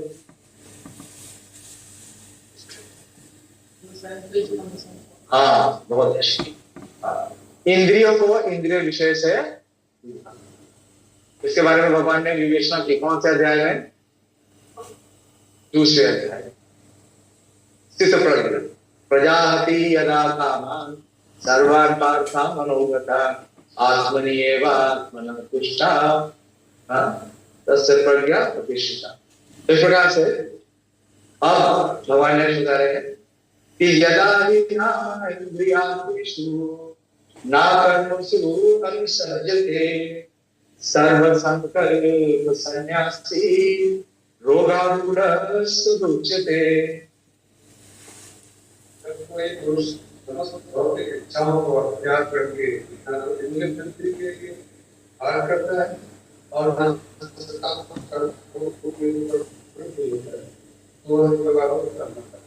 जब वो इंद्रिय तृप्ति के लिए कोई कार्य नहीं करता है, यहाँ पर क्या है? सर्व संकल्प संन्यास। और दूसरे श्लोक में हमने क्या लिखा था? ना ही असन्यास। तो ऐसा व्यक्ति रोग आरूढ़ देखिए, प्रभुपाद लिखते हैं without Krishna consciousness one must be always seeking self centre और सेल्फिश। तात्पर्य में ध्यान दीजिए, पढ़िए। जब पुरुष आपके पास पुस्तक नहीं है भगवत गीता? कहाँ? दोनों के बीच में है क्या? मोबाइल फोन आपके पास अपना है या नहीं है? उनका शेयर करते हैं तो क्या हुआ? अगर आप भक्ति शांति में आ रहे हैं तो 3 चीजें अनिवार्य हैं। आपके पास कॉपी, बुक और पेन जरूर होना चाहिए, वरना तो फिर आप ये कहते हैं कुछ नहीं चाहिए। जैसे आए थे खाली हाथ आए थे और खाली हाथ फिरेंगे। जब मनुष्य भगवान के सेवा भक्ति में पूरी तरह लगा रहता है तो वह अपने आप में सुंदर रहता है और इस तरह वह उद्देश्य या सकाम कर्म में पूर्ण नहीं होता। अन्यथा इंद्रिय तृप्ति में डरना ही पड़ता है, क्योंकि कर्म के बिना कोई नहीं रह सकता। बिना कृष्ण भावना कर्म किए बिना कोई नहीं रह सकता। ये सिद्धांत भगवान ने कहा है।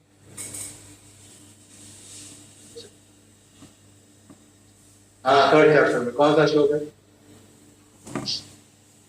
जीव आत्मा एक क्षण भी कर्म के बिना नहीं रह सकता, इसलिए वो कर्म का कभी त्याग करेंगे नहीं। ये सबसे बड़ी क्या है, मतलब अज्ञान। क्या श्लोक है, ना ही कष्ट क्षणमपि, तीसरा अध्याय और 5 वर्ष, ना ही कष्ट क्षणमपि जातु तिष्ठन्ति अकर्मसु, क्यों, कारते ही अवसा कर्म सर्वे प्रकृति चारणा।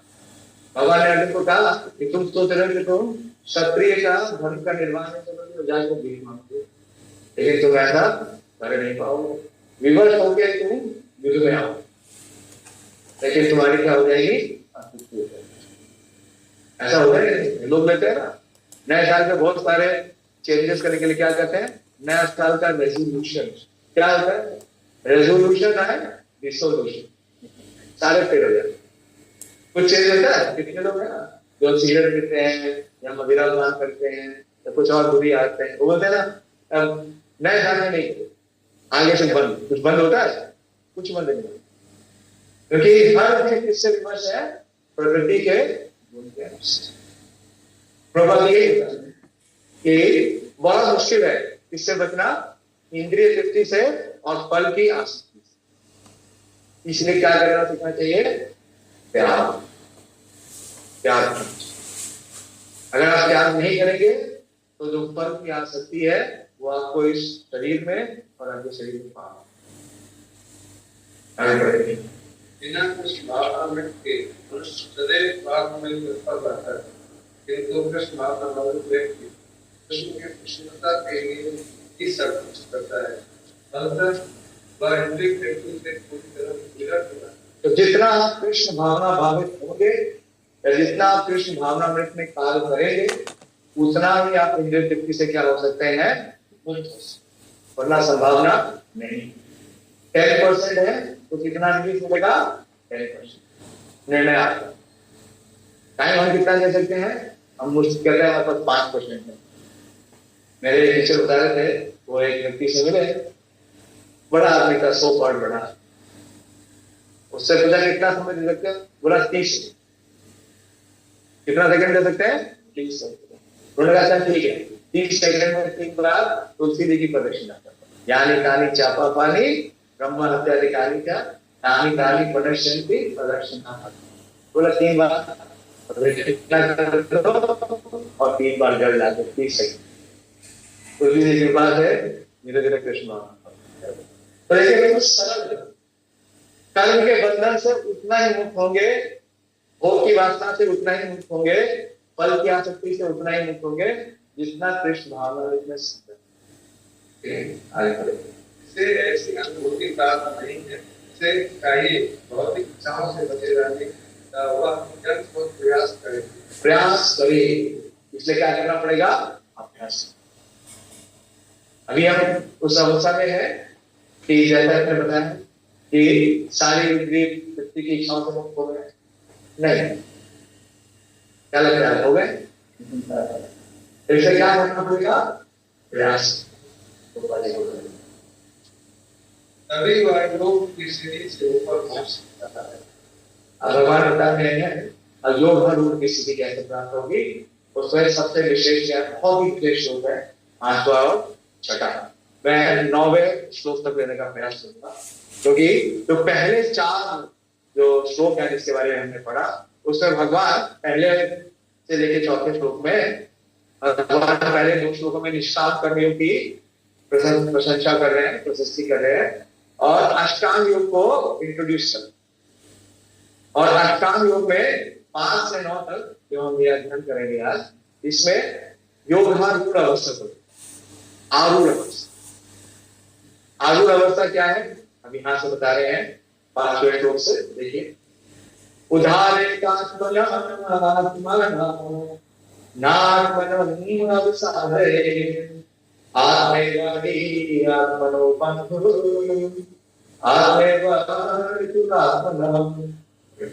ईश्वर जानते कि अपने मन सहायता से अपना उत्पन्न करो और अपने मुंह नीचे न गिरे। हे मन बद्ध जीव का मित्र भी है और शत्रु भी। भगवान क्या बोल रहे हैं, उद्धारे। किसका उद्धार करना है, उद्धार किसका होगा, आत्मा का। कैसे होगा, उद्धारित आत्मना आत्मा, आत्मा का उद्धार किसके माध्यम से करना है? मन के। और ये तो एक क्या हो गया, ये मतलब प्रिस्क्रिप्शन हो गया या कोई करना है। दूसरा प्रोहिबिशन क्या है? ना आत्मनम अवसादे, आत्मा का हनन नहीं होने देना है। किससे? मन के द्वारा। तो आत्मा का उद्धार भी कौन करेगा? मन। और आत्मा का निनाश भी कौन करेगा? मन। आत्मेवा भी आत्मनो बंधु, जो आत्मा का मन बंधु हो गया वो उसका उद्धार करेगा। और आत्मेवा रिपुर, आत्मा रिपुर का मतलब क्या है? शत्रु। जिसका मन शत्रु है, यानी कि जिसका मन नियंत्रित नहीं है, वो क्या करेगा? आत्मा का नाश करेगा। पढ़िए पढ़िए आपके संवाद पढ़िए, थोड़ा जोर से पढ़िए, ऐसा पढ़िए कि जो सो भी रहे हो तो जगे। मनुष्य को चाहिए कि अपने मन सहायता से अपना उद्धार करे और अपने को नीचे न गिरते रहे।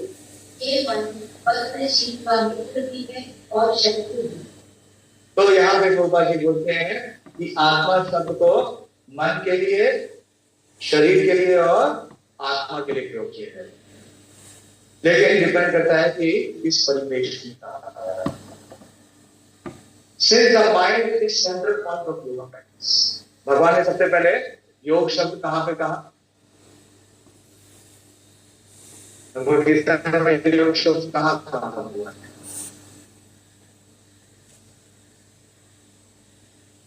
हाँ, सेकेंड चैप्टर में। कौन से श्लोक?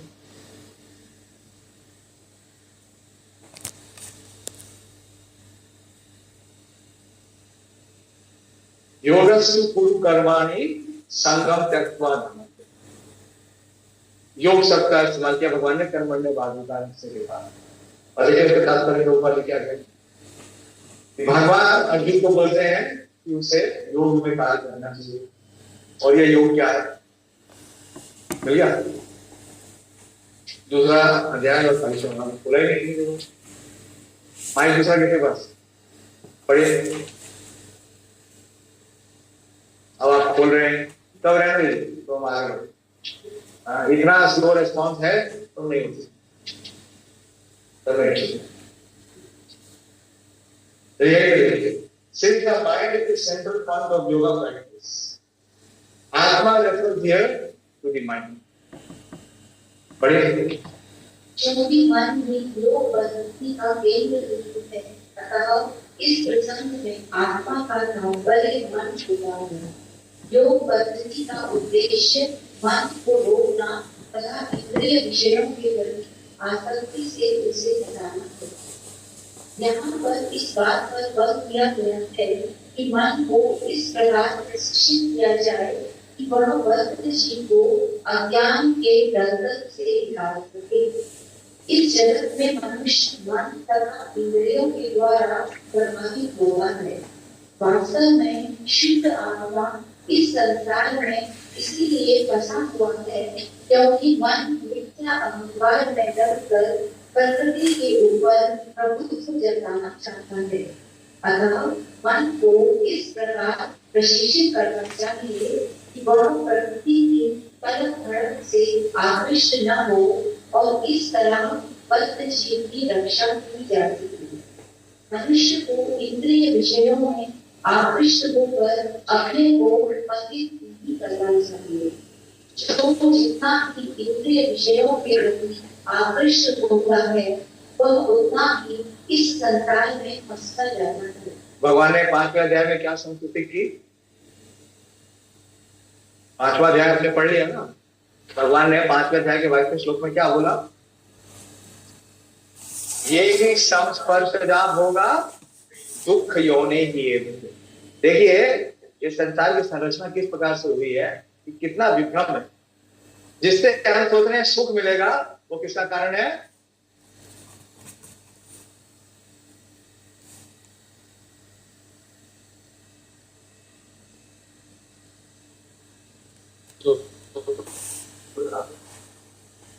तो जैसे ही इस इंद्रिय सुख की प्रयास करेंगे दुख के सागर में फंस जाएंगे। संरचना यान पावलोव नाम सुना आपने? किसने सुना? उन्होंने एक एक्सपेरिमेंट किया और इसको सिद्ध किया कि किस प्रकार से जो हमारा मन में क्या होता है, मन में हमेशा इंप्रेशन सारे कहाँ होते हैं, संस्कार कहाँ होते हैं, स्मृतियां कहाँ होती है, सारे मन में होती है। तो माइंड क्या करता है, मेरे मित्र मोगिला प्रभु ने बड़ा अच्छा एक्सपेरिमेंट निकाला था माइंड के ऊपर। वो क्या करता है, इट मैग्निफाइज प्रॉब्लम्स। हमारे जीवन में जितना हम सोच रहे हैं कि कष्ट है या दुख है या हमारे पर विपत्ति आनी आ रही है, उसकी वास्तविकता जीवन में कितनी अनुभूति होती है, कितना परसेंट आती है? हाँ, 10% भी नहीं होती। 90% क्या है, फॉल्स है। तो उसका मन का कार्य क्या है, उसको क्या कर देता है, हला देता है, जबकि वो है नहीं, कोई समस्या है नहीं, लेकिन वो समस्या कहां से उत्पन्न हो रही है, अनियंत्रित मन, दूषित मन, भोग में प्रवृत्त मन। क्योंकि भोगने की जो भावना है वो तृप्त नहीं हो रही है, तो वो क्या कर रहा है, उसे परेशानी के रूप में प्रस्तुत कर रहा है। परेशानी तो है ही। तो एक बार स्वामी महाराज ने बताया कि वास्तविक घटना, आप लोग मिले सचिन स्वामी महाराज से? महाराज कभी कभी आते हैं, हर साल आते हैं, साल में एक बार आते हैं, यहाँ भी आते हैं, तो द्वारका में भी आते हैं, बहुत डीप डिस्कोर्स देते हैं। तो महाराज जर्मनी से हैं और महाराज के जो पिताश्री हैं वो जर्मनी में ही रेलवे में बहुत बड़े अधिकारी। तो वो सच्ची घटना बता रहे कि उनके पिता ने ये घटना उनको बताई। उन्होंने कई साल पहले हमें निराला पाठशाला की मंदिर में बताई थी कि उनके जो फादर हैं वो रेलवे में काम करते थे, और जर्मनी और यूरोप वगैरह में आप देखते हैं कि बहुत ठंडे देश है, वहां पे जो मतलब फूड है वो फ्रोजन फूड बहुत चलता है। वो लोग सब्जियों को भी क्या करते हैं, फ्रोजन फॉर्म। इंडिया में शुरू हुआ है, इंडिया में ज्यादा क्या लोग मटर ही खाते हैं पूरे, और कुछ नहीं। लेकिन आप यूरोप में जाएंगे, मैं 94-95 में मॉस्को में रहता था, तो उस समय जितना भी फूड हम लेते थे वो फ्रोजन फॉर्म में, पीस, कैरेट, कॉलीफ्लावर, सब कुछ क्या आता था, फ्रोजन फॉर्म में आता था। वो ज्यादातर नॉन वेज के सब फ्रोजन फॉर्म। तो उनके पास बड़े बड़े वैगन्स होते थे जो कि क्या कहती है, रीफर करते हैं। अगर आप से कोई लॉजिस्टिक्स करता है तो चाहे जानते हैं, रीफर कंटेनर्स भी जानते हैं, नहीं वो माइनस में जाते, -15, -20, -25। तो जो एक ट्रेन थी उसकी 2 बोगी रीफर थी। जैसे आप देखते हैं ना, मतलब जो पैसेंजर ट्रेन होती है उसमें पीछे 1 या 2 गुड्स ट्रेन होती है, उसमें 1-2 डिब्बे किसके होते हैं, सामान ले आते हैं लोग, अपना सामान बुक करके ले जाते। तो वो एक रीफर वैगन थी, और जब वो स्टेशन पे आई तो उसमें कुछ गड़बड़ी हो गई, और ये टेक्नीशियन चढ़ा उस गड़बड़ी को ठीक करने के लिए। इसे लगा इसने जो टेक्निकल प्रॉब्लम थी उसको रिजॉल्व कर लिया और कूलिंग होनी शुरू हो गई। इसके देर में क्या हुआ कि ट्रेन का टाइम हो गया। अब तो इंडिया में भी हो गया, जब ट्रेनें चलती हैं तो दरवाजा बंद हो जाता है, ऐसे खुलता है, आप खोल नहीं सकते, वो ऑटोमेटिक कर देते हैं, दरवाजा बंद हो गया। और इस टेक्निकल मैकेनिक को लगा कि कूलिंग शुरू हो गई, और कूलिंग शुरू होने से क्या हो गया, वो जो पूरा वैगन है वो क्या हो जाएगा, वो माइनस में चला जाएगा। तो ये सोचने लगा वो, और अगला स्टेशन कई घंटे बाद आना। तो ये सोचता रहा कि ठंड के कारण क्या होगा, वो जीवित नहीं कर सकता, इतना सोचता रहा। और स्टेशन जब नेक्स्ट आया और ट्रेन पहुंची, तो जब विभाग खोला गया तो ये व्यक्ति मृत, उसका पूरा शरीर बिल्कुल नीला हो गया, जैसे कि एकदम बर्फ। और सबसे आश्चर्य की बात क्या थी कि उस बोगी में कूलिंग चली, कूलिंग हुई। तो उसकी मृत्यु का कारण क्या बना, अपमान। और ये बात श्रीमंत आप शोक रेफर कर लीजिए, अगर आप दीजिएगा।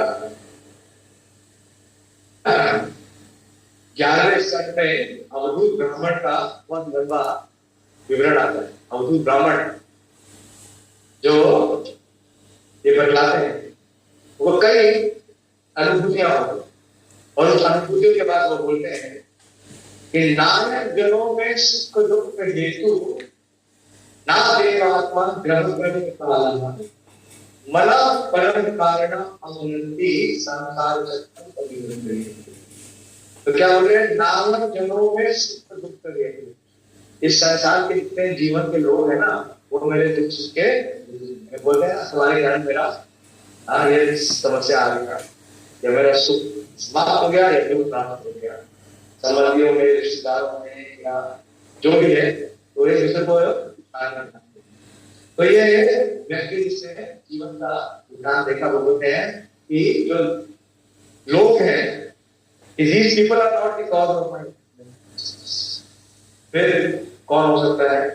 ना देवता। कई बार क्या है, इतना मतलब त्रासदियां आती है, तो क्या होता है? आदिदेवी बुरे नहीं, वो भी हमारे दुख का असली कारण है। ना ग्रह, कई बार क्या सोचते हैं हम, ये जो ग्रह है, नक्षत्र है, ये विपरीत है। लोग पहनते हैं ना, पता नहीं क्या जाते रहते हैं पंडितों के पास, और ये सब स्टोन्स को पहनते हैं, जो करते हैं। तो नहीं, वो सब नहीं। ना ग्रह, ना कर्म, ना काल। तो फिर कारण कौन है? कारण कौन है? मला परम कारण आमनति संसार चक्र। तो हमारे जीवन में अगर जितने भी दुख हैं, आदि होते, आदि देवी, और सबसे ज्यादा कष्ट आता है अध्यात्मिक, और वो कहां से आता है? यहाँ भगवान ये बता रहे हैं के माध्यम से कि हमारा सबसे बड़ा शत्रु कौन है? हमारा अनियंत्रित मन, जिस मन के ऊपर नियंत्रण। अगर मन के अनुसार जीवन जी रहे हैं, तो वो जीवन बहुत ही खतरनाक। उससे क्या होगा? निश्चित रूप से क्या होगा? उसका नाश। ना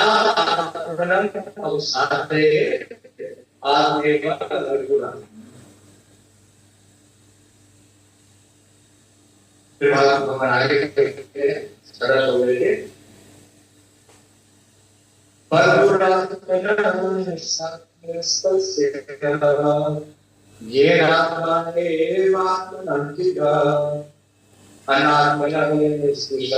ये वर्तते आत्म एव शंभ।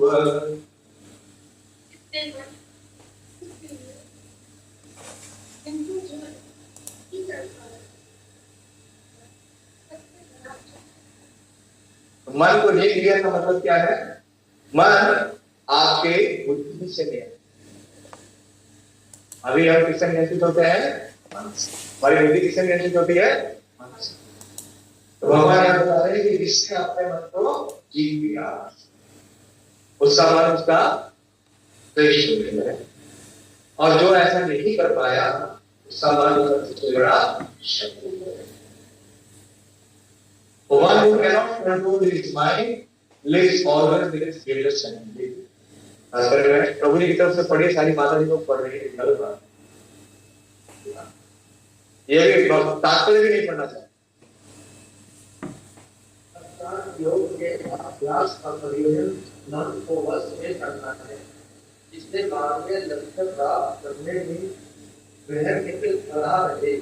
मन को वश में किए बिना योगाभ्यास करना मात्र समय को नष्ट करना है। जो मैं फोन खोल रहे मन को वश में किया हुआ योगाभ्यास करना क्या है? समय वश। जो अपने मन को वश में नहीं कर सकता, वह सतत अपने प्राण प्रकृति का आवास करता है, और इस तरह उसका जीवन तथा लक्ष्य दोनों ही नष्ट हो जाते हैं।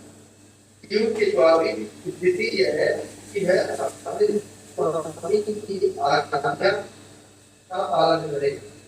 अतः जब तक रहता है, तब तक मनुष्य को काम, क्रोध, लोभ, मोह आदि की आज्ञाओं का पालन करना होता है। किंतु जब मन पर ये बात हो जाती है तो मनुष्य इच्छा अनुसार कुछ भगवान की आज्ञा का पालन करता है, जो सबों के हृदय में परमात्मा स्वरूप स्थित है। वास्तविक योगाभ्यास हृदय के भीतर परमात्मा से भेंट करना तथा उसकी आज्ञा का पालन करना है। जो व्यक्ति साक्षात इतना भावना स्वीकार करता है वह भगवान की आज्ञा के प्रति स्वयं समर्पित हो जाता है। मान को जीतने का मतलब क्या है? भगवान की आज्ञा का पालन, जो रूल रेगुलेशन दिए गए हैं उसको फॉलो करना। जो नहीं कर रहा उसकी स्थिति क्या है? वो अपने सबसे बड़े शत्रु का साथ है। और जो युगल व्यक्ति है उसका जो लक्षण है भगवान सबने बताया है, जिस आत्मना के शांत परमात्मा समाहित शीतोष्ण सुखदुःखेषु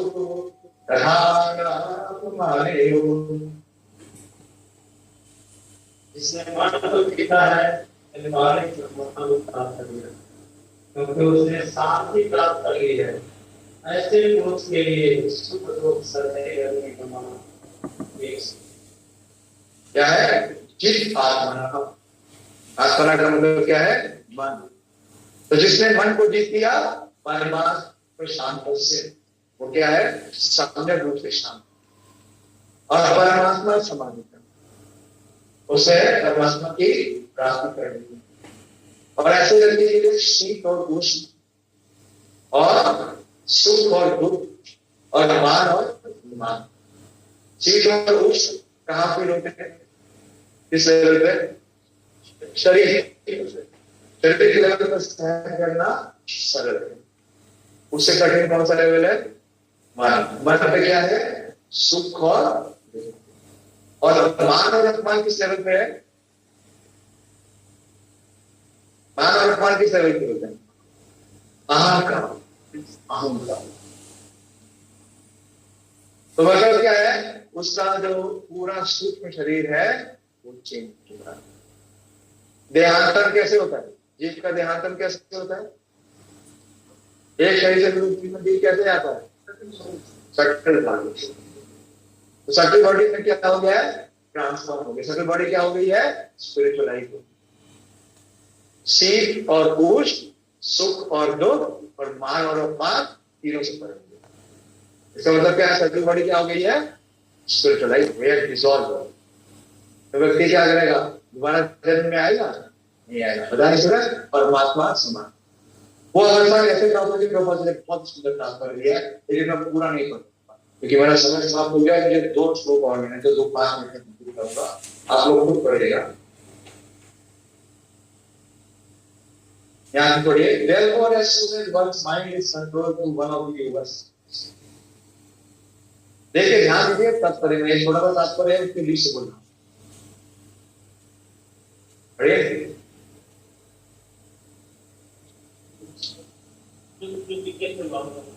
नहीं, therefore as one's mind is controlled to one of the yoga system, one should be considered to have already reached that destination। योगी मनुष्य से योग करने वाला वचन आ जाता है, योगी मनुष्य को लक्ष्य होता वह मान दिया जाना चाहिए। बहुत ध्यान से पढ़िएगा, बहुत विशेष बात के ऊपर पढ़िएगा। मनुष्य को भगवत आज्ञा का पालन करना चाहिए। जब मनुष्य का मन बड़ा प्रकृति में स्थित हो जाता है तो जीवात्मा के समक्ष भगवत आज्ञा का पालन करने की अतिरिक्त कोई विकल्प नहीं आता। इंग्लिश में पूरा सही आ रहा है, हिंदी में उतना ट्रांसलेशन नहीं है। और बात लिख रहे हैं one has to avoid by superior dictation. Dictation का मतलब समझते हैं?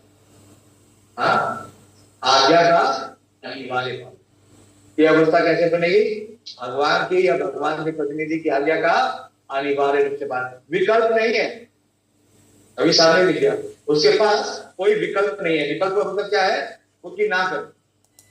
अर्जुन के पास विकल्प था? नहीं था। अर्जुन के पास विकल्प नहीं था। अर्जुन ने वही किया जो विष्णु ने कहा। मन को किसी न किसी को आदेश को मान कर उसका पालन। तो मन को कहां पे लगा रहे हैं? जो उच्च आदेश है। He has no alternative. देखा है? हिंदी निकाल लिखा है। आगे मन को बस में करने से उन्होंने कहा we have no alternative but to follow the dictations of the Supreme. Hindi में आपको मिलेगा नहीं, आज्ञा पालन करने के कोई विकल्प नहीं, कोई विकल्प नहीं। अगर ये स्थिति में आएंगे तभी मन के ऊपर विजय, वास्तव में मन के ऊपर विजय कौन प्राप्त करे? भगवान का नाम क्या है? पहले अध्याय में पढ़ा आपने, क्या नाम है भगवान का? भगवान का नाम जितेंद्रिय है। क्या नाम था भगवान का? अर्जुन के साथ तो भगवान को पुकारते हैं ऋषिकेश। ऋषि ईश का मतलब क्या है? मास्टर या कंट्रोल। और ऋषि का मतलब क्या है? मनोरिंद्रिय। तो कौन कंट्रोल करेगा? ऋषि। लेकिन कब कंट्रोल करेंगे? जब उनकी सेवा में, जब उनके समर्पण में। प्रभुपाद जी लिखते हैं पहले अध्याय के 15वें श्लोक में, आप देखेंगे ना, प्रभुपाद जी लिखते हैं तात्पर्य में, पढ़े तात्पर्य पढ़िएगा। अगर आपने तात्पर्य नहीं पढ़े हैं तो वास्तव में भक्ति शास्त्र की आएगी, अरे डिग्री ले लेंगे। जैसे अभी बता रहे थे सन्यासी की बात, ऐसा करिएगा, फिर आप वंचित रह जाएंगे। तो प्रभुपाद जी अपनी कृपा दे रहे हैं, प्रेम दे रहे हैं तात्पर्य की बात। जो भगवत भक्ति का जो प्रेम है प्रभुपाद जी कैसे दे रहे हैं? अपने तात्पर्यों से दे रहे हैं, उनको एम्पावर किया। आप कृष्णा बुक पढ़िए, कृष्णा बुक के प्रीफेस में प्रभुपाद जी लिखते हैं just by reading this one book alone, the love of God had been fructified in the heart of you. जो भी पढ़ेगा पाठक मेरा, उसके हृदय में क्या आ जाएगा? वो प्रेम। तो कार्य प्रभुपाद जी करेंगे। लेकिन हमारी समस्या क्या है ना, हम मन के इतने डेडिकेटेड स्लेव हैं, उसके बाद नहीं, उसके बाद नहीं कर सकते। प्रभुपाद जी कहते हैं mind must admit to some complete digression and form. पढ़िए सब श्लोकों के तात्पर्यों को जितनी बार पढ़े, कम से कम 100 बार पढ़िए, उसके बाद भी अगर मन स्वीकार नहीं करें, क्योंकि क्या होगा? मन का अधिकार समाप्त हो जाएगा। अधिकार किसका हो जाएगा? गुरु और कृष्ण का हो जाएगा। मन को वश में करने से स्वतः ही परमात्मा का ऐसा पालन होता है। कृष्ण होते ही गतिविधि का अतः भगवत भक्त सामने में मन तथा शुद्ध रूप सर्दी गर्मी आदि से अप्रभावित रहता है। यह अवस्था व्यवहारिक समाधि या परमात्मा में रहेगा। ज्ञान विज्ञान कृतात्मा कूटस्थो विजितेन्द्रिय युक्ति उच्यते योगी समलोष्ट अश्मकांक्षण। वह व्यक्ति आत्म साक्षात्कार को प्राप्त तथा योगी का साधन है, जो अपने अर्जित ज्ञान तथा अनुभूति से पूर्णतः संतुष्ट रहता है। ऐसा व्यक्ति अध्यात्म को प्राप्त तथा जिज्ञासा का साधन, वह सभी वस्तुओं को चाहे वे कंकड़ हो, पत्थर हो या सोना भी समान। तो क्या है? उसके पास ज्ञान है। ज्ञान का मतलब क्या है? नॉलेज। और विज्ञान का मतलब क्या है? साक्षात्कार। जैसे अभी हमें ज्ञान तो मिल गया भगवत गीता से, ज्ञान क्या नहीं है? शरीर नहीं किंतु आत्मा मिल गया ना। लेकिन क्या साक्षात्कार हुआ? नहीं हुआ। लेकिन जो योगा उस स्थिति में है वो क्या है? ज्ञान विज्ञान कृतात्मा। और कूटस्थो विजितेन्द्रिय। कूटस्थ मतलब है he is well situated। क्या situated है? he is always well situated। युक्ति उच्चते योगी समलोष अश्मकांक्षण। वो किसमें सम है? लोष और अश्म में। लोष का मतलब क्या है? कंकड़। और कांचन का मतलब क्या है? गोल्ड। वो किसको एक समान दिखता है? पत्थर और कंकड़ को। इसका मतलब क्या है? उसकी आसक्ति किसी में, चाहे पत्थर हो चाहे सोना हो, उसके लिए समान है। क्यों? क्योंकि उसने किसी की आसक्ति, ठीक है। और उसे आगे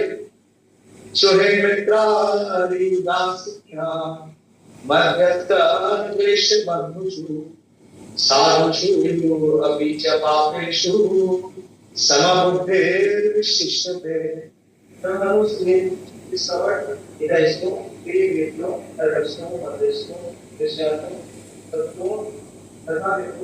बातों को समान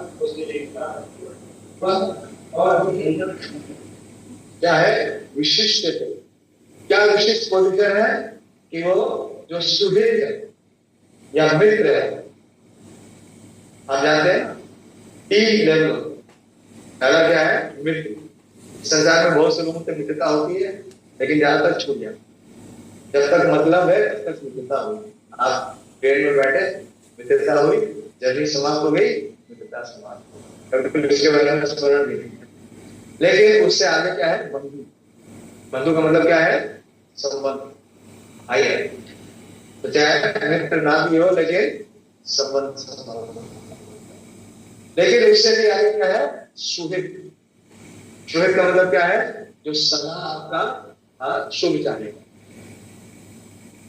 तो जो योद्धा है वो इतनी विशेष अवस्था है कि वो व्यक्ति क्या देखता है इसको है मित्र या उदासीन या मध्यस्थ। मध्यस्थ मतलब क्या है जो जिसका कोई इंटरेस्ट नहीं, इक्वल है, न्यूट्रल या द्वेषी।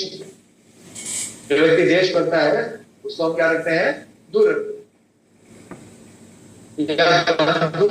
बंधु को समीप रखेंगे और द्वेष को क्या करेंगे दूर रखेंगे। लेकिन वो ऐसा व्यवहार नहीं, वो क्या करता है शुभे मित्रादि उदासीन मध्यस्थ द्वेषु बंधुषु। फिर से और आगे साधुषु अभी च पापेषु। वो साधु को भी और पापी को भी क्या करता है समाधि विशिष्ट थे। बहुत ऊंची अवस्था। क्योंकि सबके हृदय में क्या दिखता है वो परमात्मा।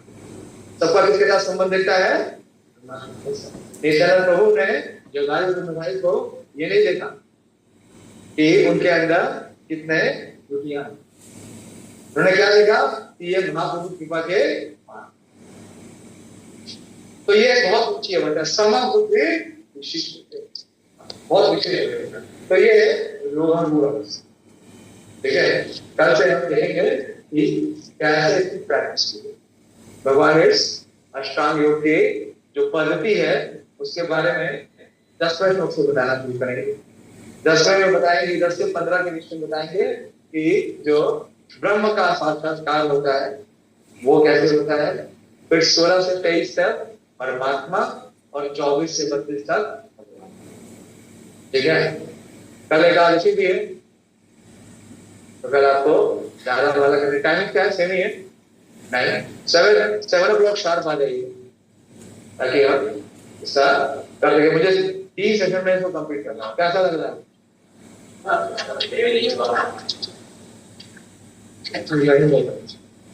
अरे मेरे को ताली देने की कोई बात नहीं है। आप जितना पढ़ के आते हैं वो 80 ताली है नहीं तो गाली है क्या? ताली मार दे। हाँ ठीक है, अगर किसी कोई प्रश्न है तो पूछिए।